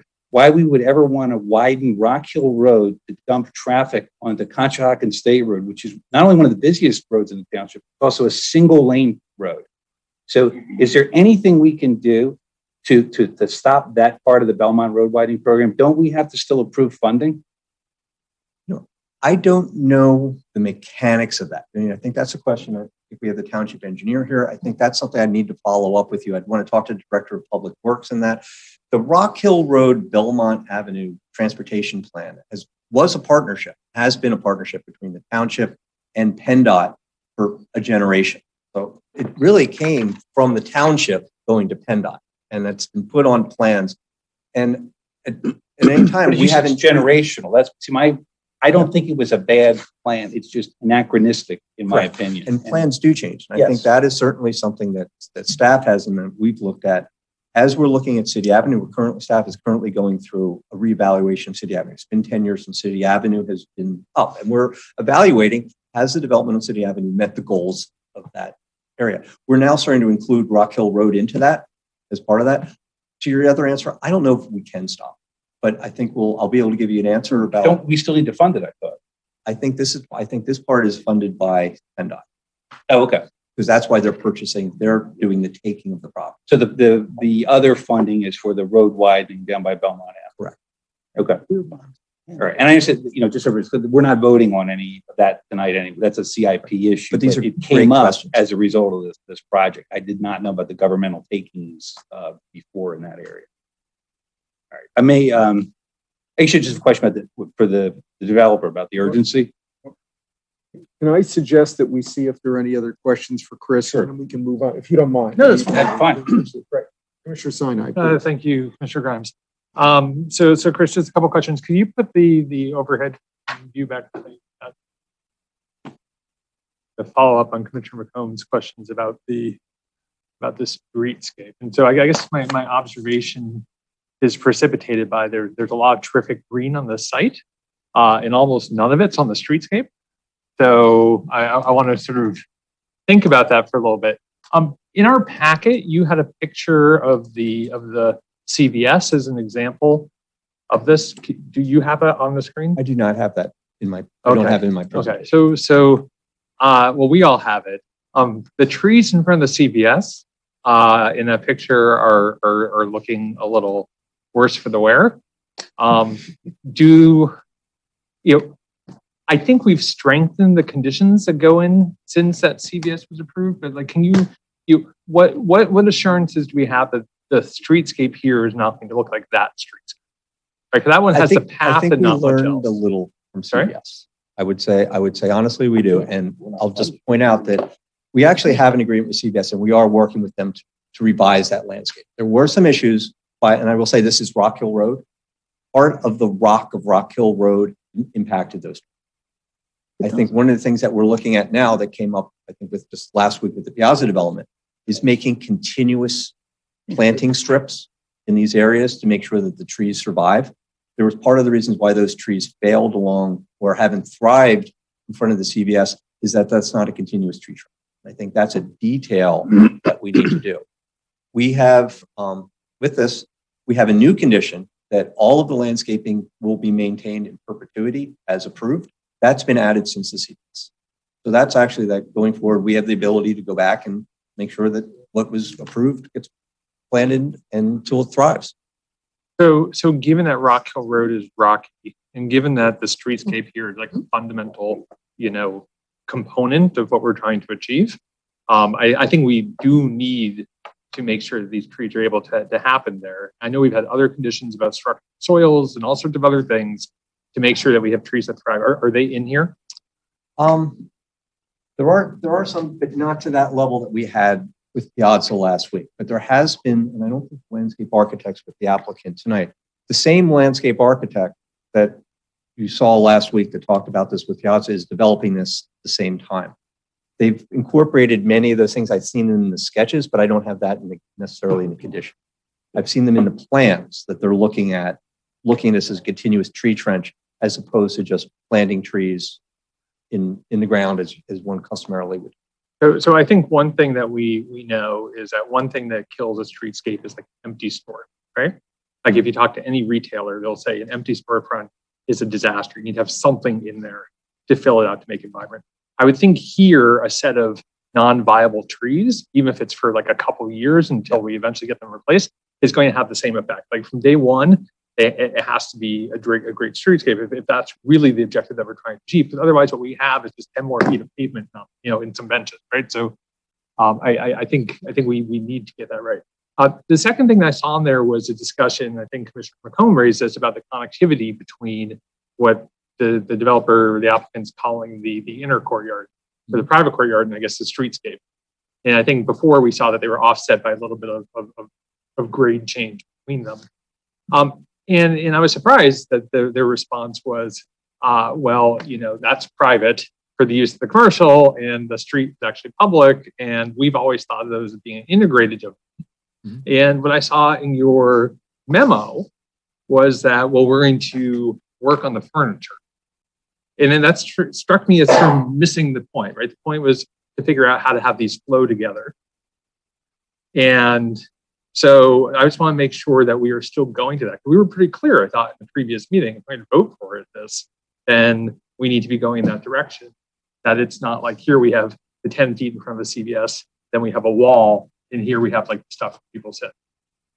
Well, here you have, in this case, you almost have a 10-foot wide landscape or plaza area going back towards the building. It's different from CVS. CVS has 10-foot verge, 10-foot sidewalk, and then the building, here you have initial 10 feet. It is public going to that area, and that's the area of the public realm. Those are the furnishings that we're trying to work within of that. So you have a 30-foot public realm in front of it. And those details, I think, are very important to have. That so somebody's walking up the sidewalk, whatever that use is on that ground floor. I mean, I'm a big fan. I would love to see this be an active use. We just finally got a new pizza place on Rock Hill Road, if anybody knows. I mean, finally, after 7 years, you have a new pizza place. There's a demand for these kind of uses in there. Having that kind of furnishing is just as important as the landscape. So I think there's a difference in my mind between, having the same style benches on one side of the wall down a couple feet and another on the street. And so they're consistent in terms of how they are done in terms of design, and another with having there be flow between them. So it feels connected, that the streetscape is not transition passage through, and over here is a building. And I just want to make sure that, what the intent is with the condition. I'm not sure we can require this, right? But what the intent is with the condition, that we're getting to that outcome. No, that's what the intent is, to make a seamless transition to anybody walking down the street. It just feels like it's public space, even though you're entering a private realm. You'll see this, I think, a lot in urban environments where there is that furnishing zone outside of the public sidewalk before you walk into it. The most successful ones, it's seamless because you're a customer going through that area. Even though it's private, it's not public, it still will read as an extension of the landscape. The applicant is here, and I think they've been refining that to the much greater detail than we have in there. I think right. So we're not on applicant questions. When they come up, they can kind of address this. So the last question I have for you is item 21, condition 21, which is the applicant shall incorporate articulation into the building facade to create visual interest and reduce the overall bulk volume of the building. As a condition that this is evolving to, because you showed us some rendering. Right. But this is subsequent to that. Correct. Okay. This is in addition, once again, to remove the flatness of some of the materials of these new modern buildings. Okay. Thank you. Thank you, Commissioner Graham. Thank you. Are there any other commissioners with questions? Commissioner Courtney, please. Thank you, Commissioner Grimes. Chris, in the Planning Commission memo, it says there's a partial waiver for the required trees, and I thought I heard you say in your presentation there are no waivers. Is that an update? Prior to the Planning Commission, the applicant agreed to revise their plans, and they showed us sketches of that. That waiver is no longer required. Okay, Great. And then one other question, sort of following up on what Commissioner McKeon was asking about. It's my understanding that the tentative sketch that we approved is technically illegal, given that it doesn't address the taking that PennDOT plans. Do we have any opinion from our solicitor as to whether we're doing the right thing, moving ahead with preliminary plan versus revisiting tentative sketch? Maybe just before Gil weighs in, there is a standard condition in all tentative sketches that Gil advised us many years ago. It states that approval of the tentative sketch does not grant the applicant and the right to actually build the project. It says that the applicant still needs to come back and comply with all other state, federal, and local codes, which is essentially the preliminary plan where you are today, to move forward. It really just memorializes the tentative sketch as a concept. But and I didn't want to steal Mr. High's thunder. If you had anything else to weigh in, appreciate it. You're on mute, Gil. Gil? No, I don't think you're permitted from or prevented from approving the preliminary plan because of some issue related to the tentative sketch plan. They've got to, the preliminary plan should be approved based upon the conditions for the approval of the preliminary plan alone, without regard to the tentative sketch plan. That just gives you authority to move ahead. Okay. Okay. And thank you, Commissioner Grimes. Thank you. Commissioner Zoll, did you have something? Commissioner Grimes, I have comments, and Okay, well, so I do not have any questions there. Okay. Looking on the commissioners participating virtually, any questions there? I see none. Okay, thank you. Now, if the applicant is willing, I think there were some commissioners who had questions for the applicant. If one of you wants to come up and just identify yourself, and then we'll see who has questions. Good evening. My name is Evan Campbell. I represent the app. I left is J.B. Reebstein, who is the app, and Seth Shapiro is also with Project Arc. Thank you. Thank you. Please, Commissioner McKeon. Thank you. The Civic, the Neighbor Club of Valley wanted to meet, and there's no legal obligation for the developer at this stage to have to meet with the Civic. And just wanted to see if you could just take us through, explain the urgency that you had and why you had to move this program or this plan along at this time. Say your name too. Sure. J.B. Reebstein. I'm the applicant. As you saw, the plan requires the consolidation of two properties. I acquired the property in the back over a year ago. I have a contract and I'm under contract on the building in the front, which has been extended at least 3 times, I think 4 times at this point. The owner is a family and there's brothers and sisters and they're impatient. I have been extending in order to make sure that this meeting went well, frankly. And so due to the schedule of the Neighborhood Club and the Belmont Hills Civic Association, which don't meet in July and August, their next meeting wasn't until after the Planning Commission in September, which would have meant that I would have been in Planning Commission in October. And I could not get the owner of the existing property to extend the agreement anymore. What is the deadline? The 15th of August. Right. And who's the owner of the property? The Girardi family. Okay. So you had to close this deal, your understanding, by August 15th. You didn't think you could get any more extensions. And then we don't meet, I think our last meeting is August 2nd, the Board of Commissioners. The Civics don't meet again until September. So based on that time, you really didn't have the time to work in a meeting and close a deal, right? I did, and I offered to meet with both clubs. I haven't heard back from Belmont Hills yet, but I expect that I will. And I agreed to meet with them after this meeting. So unfortunately, there's a process that they're required to go through, have a special meeting, and that just wasn't in the cards to get done.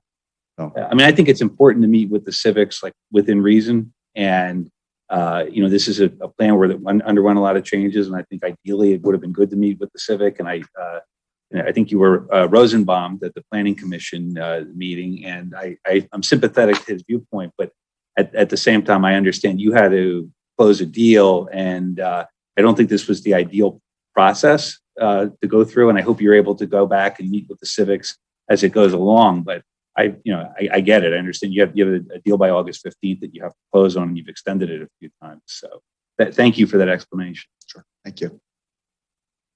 Anything else? Nope. Okay, great. Someone else have a question for the applicant? Okay, Commissioner Sinai. Well, I was just hoping that they could address the point I raised for Chris, was the connection between the streetscape and what we're calling the interior courtyard of the building. And I know we talked about this in tentative sketch, and so you can tell me how it has evolved since then and where you're thinking of. Sure, happy to. This is actually another, Seth Shapiro, Barton Partners. You're getting sick of me. This is actually one of the things that the PennDOT issue actually, again, improved the project. One of the reasons why we're having a problem with that connection is that Rock Hill Road is on a slope. Not good to build a building on a slope. So we had these little retaining walls that were separating the public sidewalk from the private sort of setback that we're calling a courtyard. I don't actually want to call it a courtyard because it's not that. It's just an enhanced setback. When the building got pushed back, that grading got leveled out. So now actually the separation is where we can engage the sidewalk flush has gotten bigger. And that's why can we actually put that up? I don't know where that, Chris, is it in PowerPoint? I'm messing with your files now. So this area right here, I can't see that.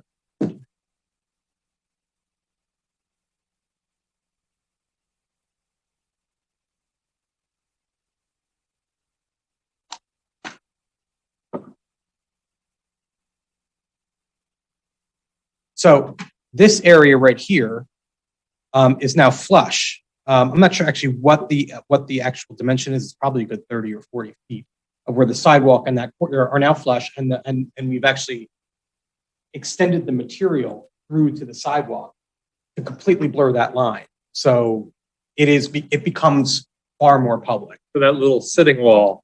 Exactly. Well, the sitting wall is still there, but it's now actually lower. Okay. And it's not there's two and they're not as long. So it was one of the sort of unforeseen advantages of, probably the only advantage of the PennDOT issue. Okay, thank you. That really addressed my question. Thank you, Commissioner Sinai. Anything else anyone have anything else for the Commissioner McKeon? Yeah, I apologize. I should have asked this earlier, but in terms of the traffic study, my understanding was the traffic study was done February 2021, and there were some data from 2018 was used. Is there a plan for any follow-up traffic study?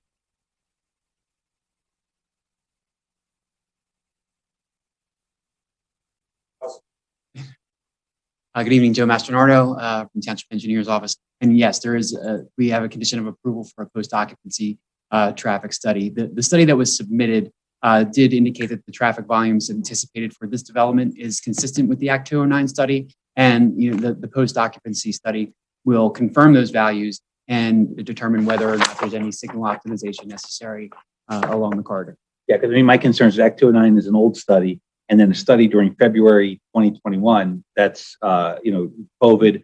Most kids aren't in school, and there's very little commercial traffic. So I'm glad to see that there's a follow-up. You're absolutely correct. We did allow them to use numbers that were traffic volumes that were collected pre-COVID in the study and adjust them for background growth. And like I said, that was consistent with the 209, and this post-occupancy study will confirm that. All right. Thank you. Thank you. Anyone else? Anyone online for questions for the app? Okay, I see none. Thank you, gentlemen. Before we take public comment, does anyone care to put a motion on the table on this one?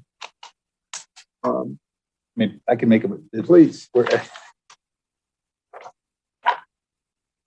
Right, so I'll make a motion to consider for recommendation to the Board of Commissioners approval of a preliminary land development plan dated April 5th, 2021, last revised June 25th, 2021. And is that as amended by the commission, by Mr. Lesswing's conditions, additional conditions? Yes, as amended by Mr. Lessman's additional condition. Thank you, and I will second that. Okay, we will now take public comment. Is there anyone present who would like to make any public comment on this? I see none. I will add that we did receive written public comment from David Rosenbaum and Balak-Finwood, who raised concerns about the developer not meeting with the local civic association before tonight. We also have one on Zoom now. Oh, okay, just a moment. Okay, Mr. Guerra, if you would like to unmute yourself, identify yourself, and take about 3 minutes or less with any comments. Sure. Ricky Guerra for the Neighborhood Club. I did submit a comment. Hold up, Mr. Guerra. Do you mind, are you able to show your face, please? Sure. Thank you. Appreciate better? it. Yeah, that's much better. So I did submit a comment this afternoon that was based on comments we made at the Planning Commission. It lays out in detail kind of how the scheduling issue happened between the Neighborhood Club and the applicant. I am thankful that the Planning Commission did add a condition of approval requiring the applicant to come back to the Neighborhood Club in September.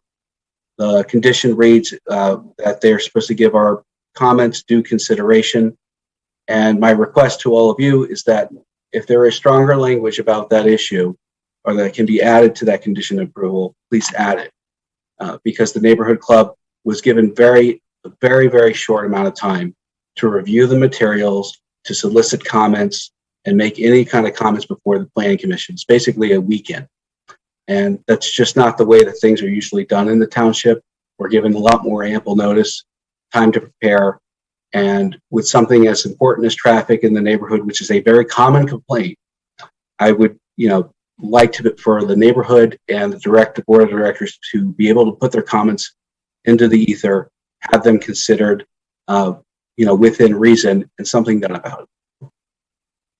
Okay, thank you. Thank you very much. Is there anyone else with online comment? I don't see anybody. Okay. I will close public comment, and now we will, I'm sorry, Chris, would you like to? I believe I believe the Planning Commission discussed that condition, but I don't think the condition actually made it into your agenda. We're going to put some language together for you very quickly to memorialize what the President Neighborhood Club. Okay, thank you. Why don't we start with commissioner comments, and then Chris, when you're ready with that language to suggest, we can put it on the table. So we'll now open it up for any commissioner comments on this matter. Is there anybody who would like to make some comments? Chris is going to have to work fast. Commissioner Zeloff. Thank you, Commissioner Grimes. So I looked to Commissioner McKeon with your comments or your question regarding the PennDOT plan. And so it's enormous in scope. It has been around for a long time, but I didn't know there was a right turn lane coming into the Conshohocken Road intersection or the Conshohocken State Road intersection.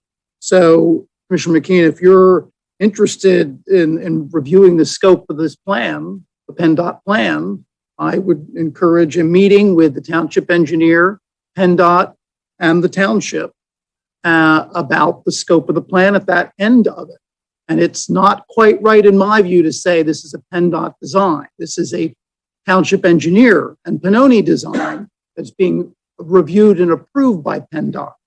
And so this is not just all on PennDOT, in my view. And so if it's excessive in scope, let's have a meeting and to review it. Thank you. Thank you, Commissioner Zeloff.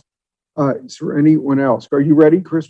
I am ready. Okay, please. The condition that was proposed and discussed at the Planning Commission that we're recommending to be added back in is that the applicant is encouraged to work closely to present significant plan changes as they arise with the Neighborhood Club of Balak-Finwood.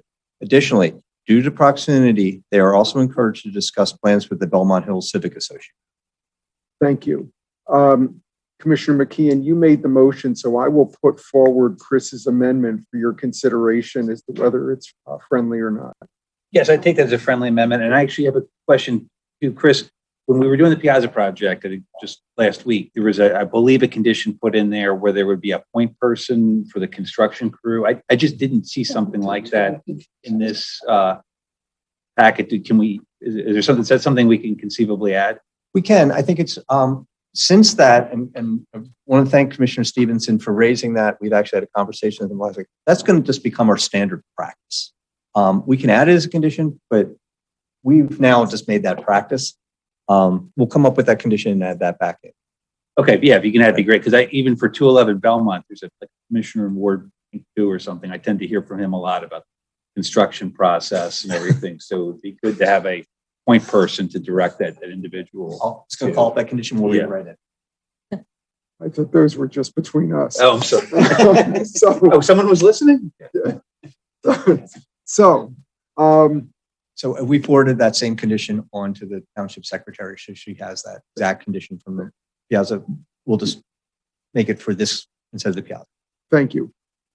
Is that it, Commissioner McKeon? I just had a couple of quick comments. I don't go ahead. Go right ahead. But first of all, Commissioner Zello's points are very well taken. And I'm going to try to go down that road with some meetings to see what can be done with that project. And then I just had which is really not related to what we're voting on tonight. As far as I know, what we're voting on tonight is a legal, code compliant project. The meeting process that the developer went through, I don't think it was the ideal process, but I don't, there were a lot of factors that contributed to that, and that doesn't impact the legal right of the developer to go forward with things. And this area, I mean, I get lots of complaints about lantern flies and different things. The staff memo mentions it's a compromised ecosystem.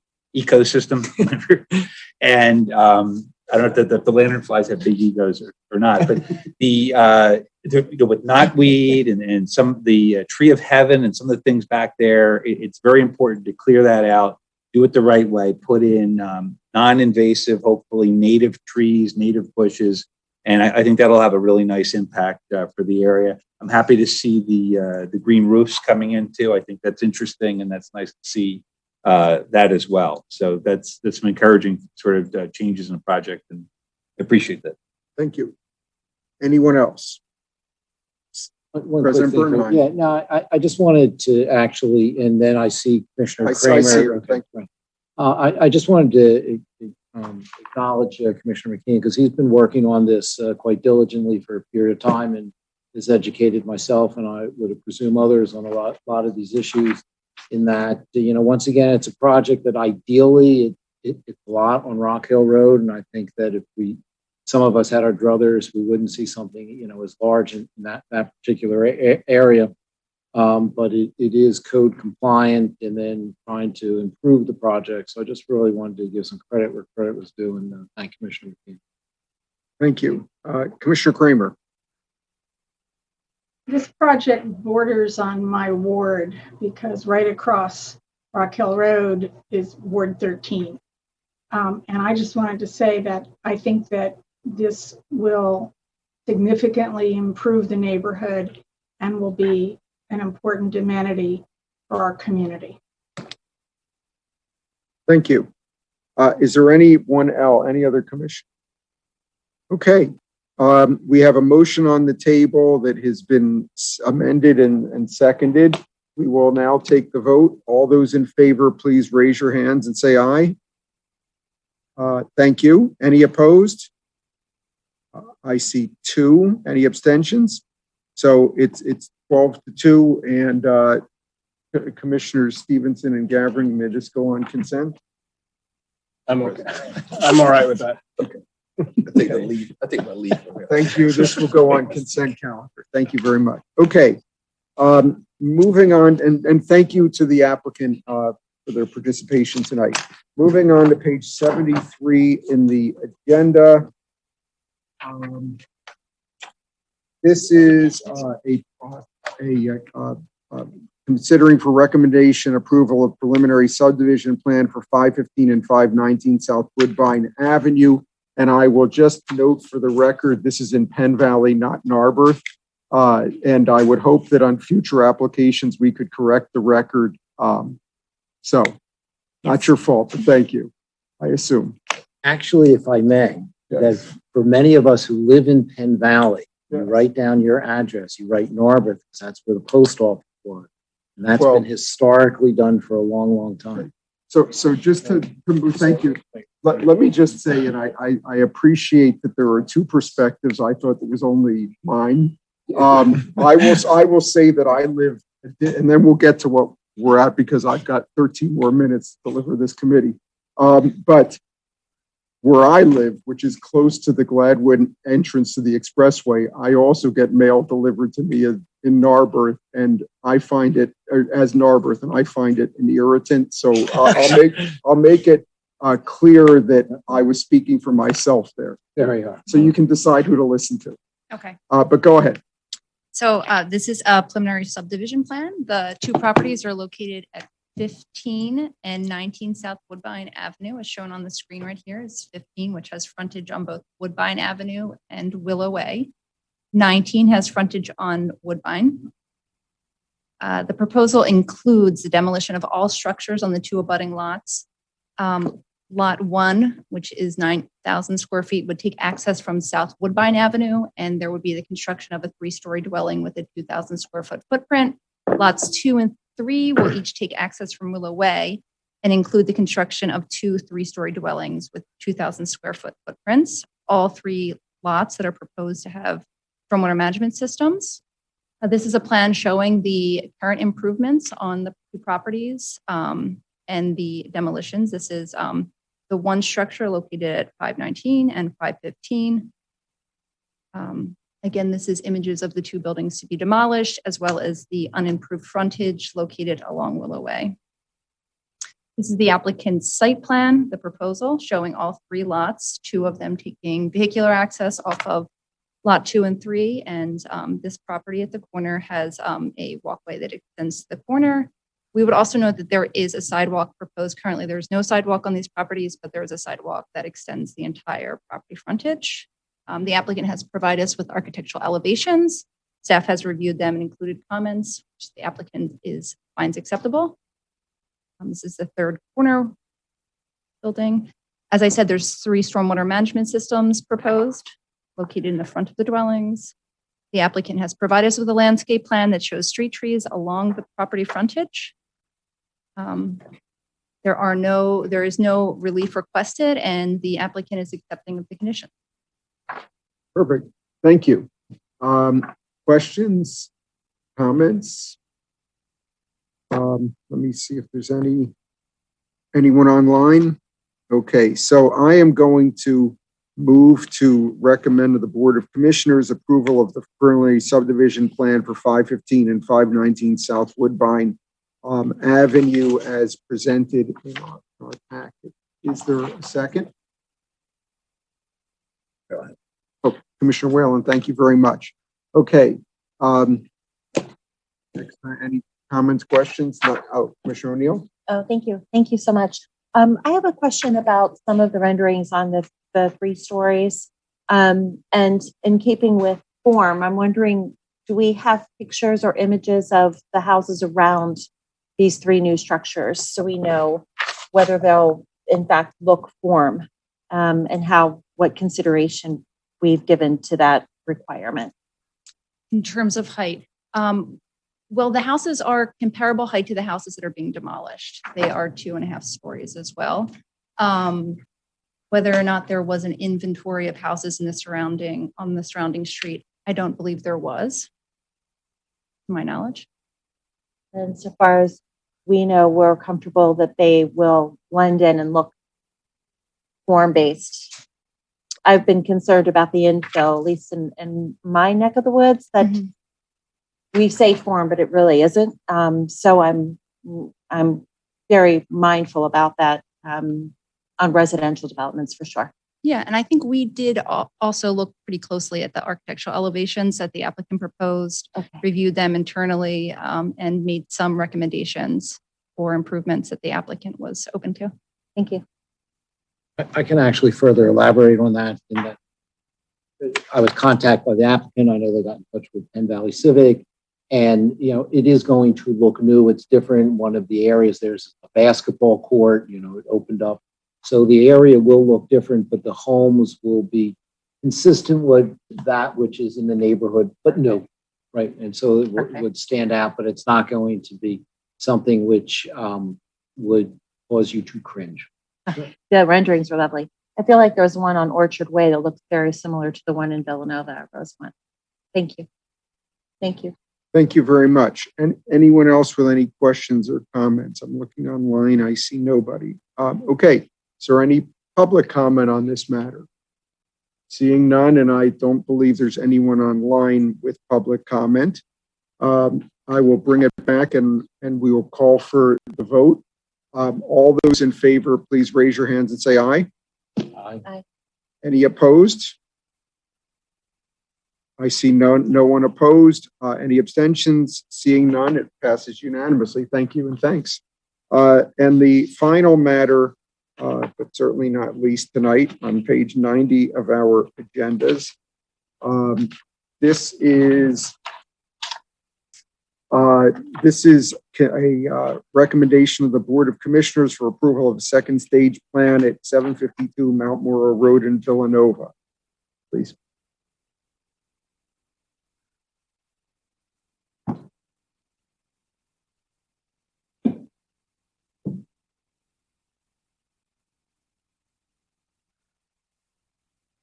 So the subject property is located right here, outlined in blue. This is Mount Moro Road to the bottom of the screen. And Appleford is actually located to the rear of this property.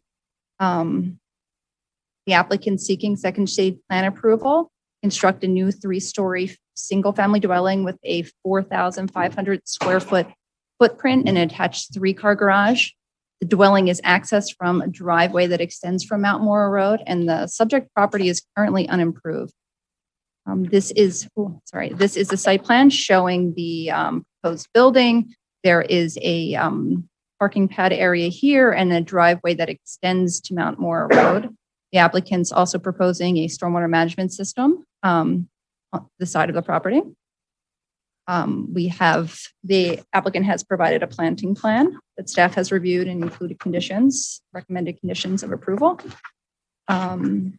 The applicant has also provided architectural elevations, which we have reviewed. Again, the stormwater management system is located to the rear of the property. This application does require a partial waiver of Subdivision Land Development Code 13528 to defer the installation of sidewalks until required by the Board of Commissioners. This application, like all land development applications, require the consideration of sidewalks. This proposal is not located in one of the areas that's considered a priority area, and there are no sidewalks that are provided on either side of this property. Hey, The applicant is accepting of the conditions. Thank you. I just have 2 quick questions myself, or I hope they're quick.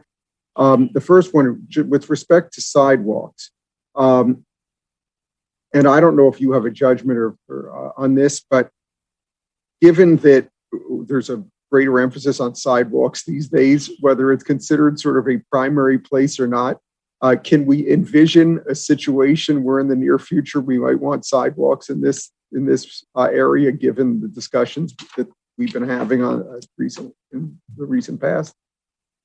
I don't believe so, considering the location, but I think the value of deferring it is it keeps it open. Right.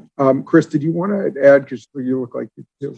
One thing, we've been, that's been working with Commissioner Sinai and Ad Hoc Sidewalk Committee. And one of the approaches that we've taken is to basically inventory every street in townships. And basically that question you're asking, are there streets where you just don't need a sidewalk because you don't get enough traffic, right? So those low volume, low stress streets are really areas that they're just not appropriate for sidewalk because you don't get enough traffic. People can walk along the edge of the street.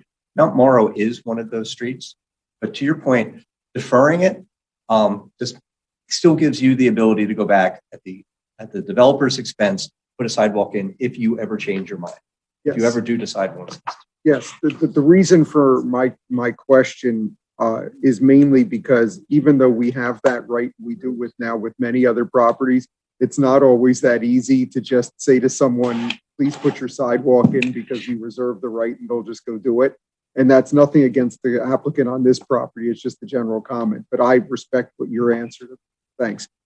My other just question, you said that this property is undeveloped, and I'm looking at on the Google Maps, it appears to be, was there ever anything on this site?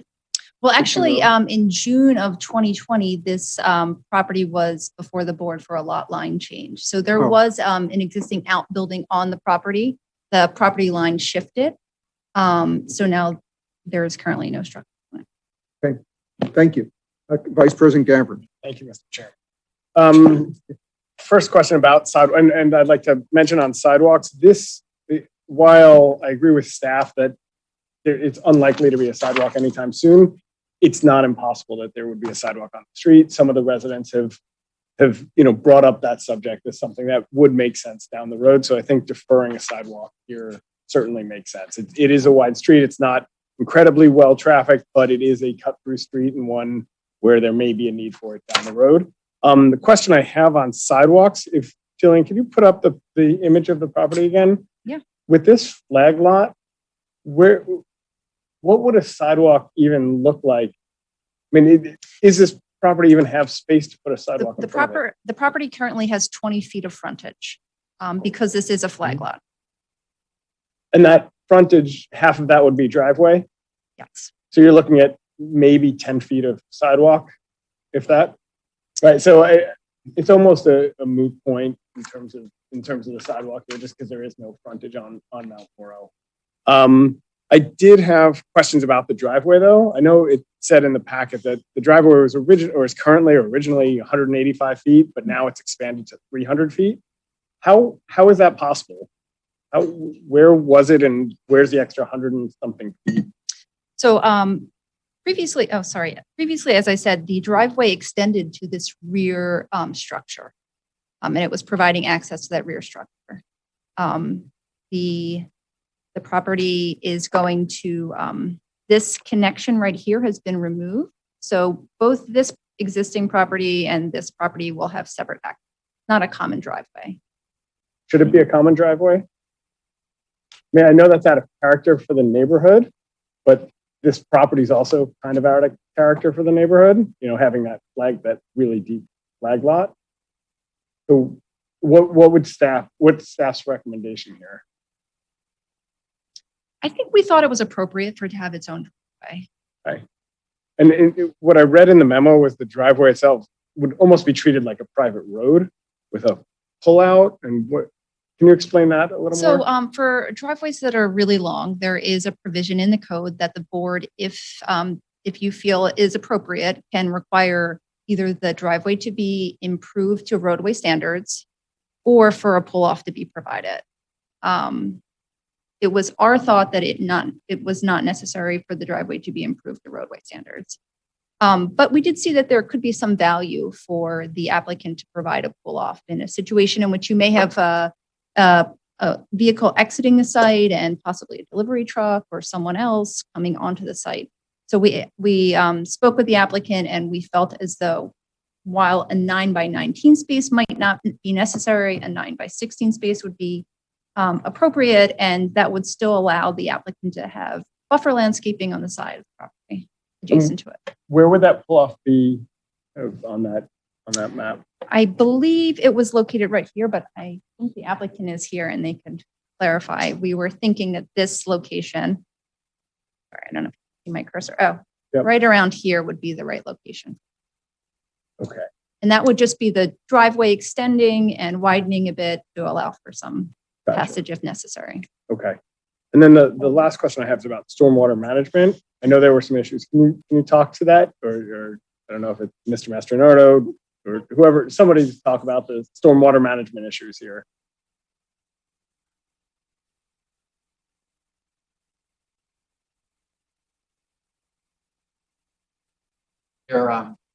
They're providing us, it's right here. So they're providing an area for stormwater management in the rear of the property. It's below grade. It meets the township code, and they have an area for discharge. Close to the property. So it talks about that it meets the runoff for a 25-year storm. Is that the code, or does it need to meet a 100-year storm, or what? It does meet it meets the runoff rate reduction up to the 100-year storm, and it meets the infiltration requirements for the 25-year storm in accordance with the township. Okay, so it's the code. Right. Okay, thank you. Those were the questions. Thank you. Thank you, Vice President Gavin. Is there anyone else with any questions or comments? Please. Just a brief comment. I support deferring the sidewalk here. The shelf life for sidewalks is 30 years. A lot of times it can be less with snow, rain. Especially if you put in a part of a sidewalk in an area and it's near a driveway and a car's driving over it all the time. So the danger of putting a sidewalk in too early is by the time you're ready to build the whole rest of the sidewalk, that piece could have been in total need of repairs. So generally, I think it's best to put in those sidewalks when we're ready to use the whole sidewalk. And I think deferring is a great idea in this case. Okay, thank you, Commissioner McKeon. Anyone else? Anyone online? Okay, I am going to make a motion to recommend to the Board of Commissioners approval of a second stage plan for 752 Mount Moro Road in Villanova. The plan dated June 3rd, 2021, last revised July 9, 2021, prepared by Young Engineering, shows a new 3-story single dwelling with 4,517 square foot footprint and an attached 3-car garage. The second from Vice President Gavin. Thank you very much. Okay, let's see, is there any public comment on this matter? Seeing none. And I see nothing online. We received no written comment. So unless anyone has anything final to add, I will call the, I'm sorry. Do you include the waiver in your motion? If we need to do that separately, I will include the No, waiver. you don't need to. It can just be one whole big Yes, part of yes, your yes.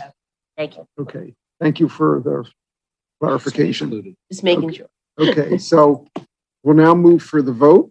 All those in favor, please raise your hands and say aye. Aye. Any opposed? I see none. Any abstentions? None. Passes unanimously. Thank you, President Bernheim. I realize I'm 4 minutes after the betting time deadline, so I guess I won some money for someone, but that concludes business for building and planning. Well, thank you very much, Commissioner Grimes. Appreciate that greatly. Before we adjourn, is anybody who has any announcements or other business they wish to bring up? Yeah, Commissioner McComb. I do. Thank you, President Bernheim. The Township Shade Tree Commission has asked me to remind everybody that the township will be doing a fall street planting this fall. It's an opportunity for homeowners to get a tree at no cost. The township arborist is always looking for homeowners who will make a sort of a minimal commitment to take care of the tree, but if it's fall planting, it's really a minimal amount. So it's a great opportunity to get a tree. Homeowners should contact Joe Marco at J as in Joseph Marco, M-A-R-C-O at lowermerion.org, or the Shade Tree Commission, or any of us, and we can put you in touch with the right people. But it's a great thing to do. Thanks. Thank you very much. Anybody else? I'd just like to note that there will be a memorial service for firefighter Roy on Saturday at Lower Merion High School. From I think about 10 to 12 is where it's planned. Camp Park there, as you can well imagine, there'll be a lot of folks in attendance, but I just wanted people to know that is there if they have the time and the inclination. With that, if there is nothing further, then I thank everybody for their hard work this evening and wish you all a good night. We are hereby adjourned.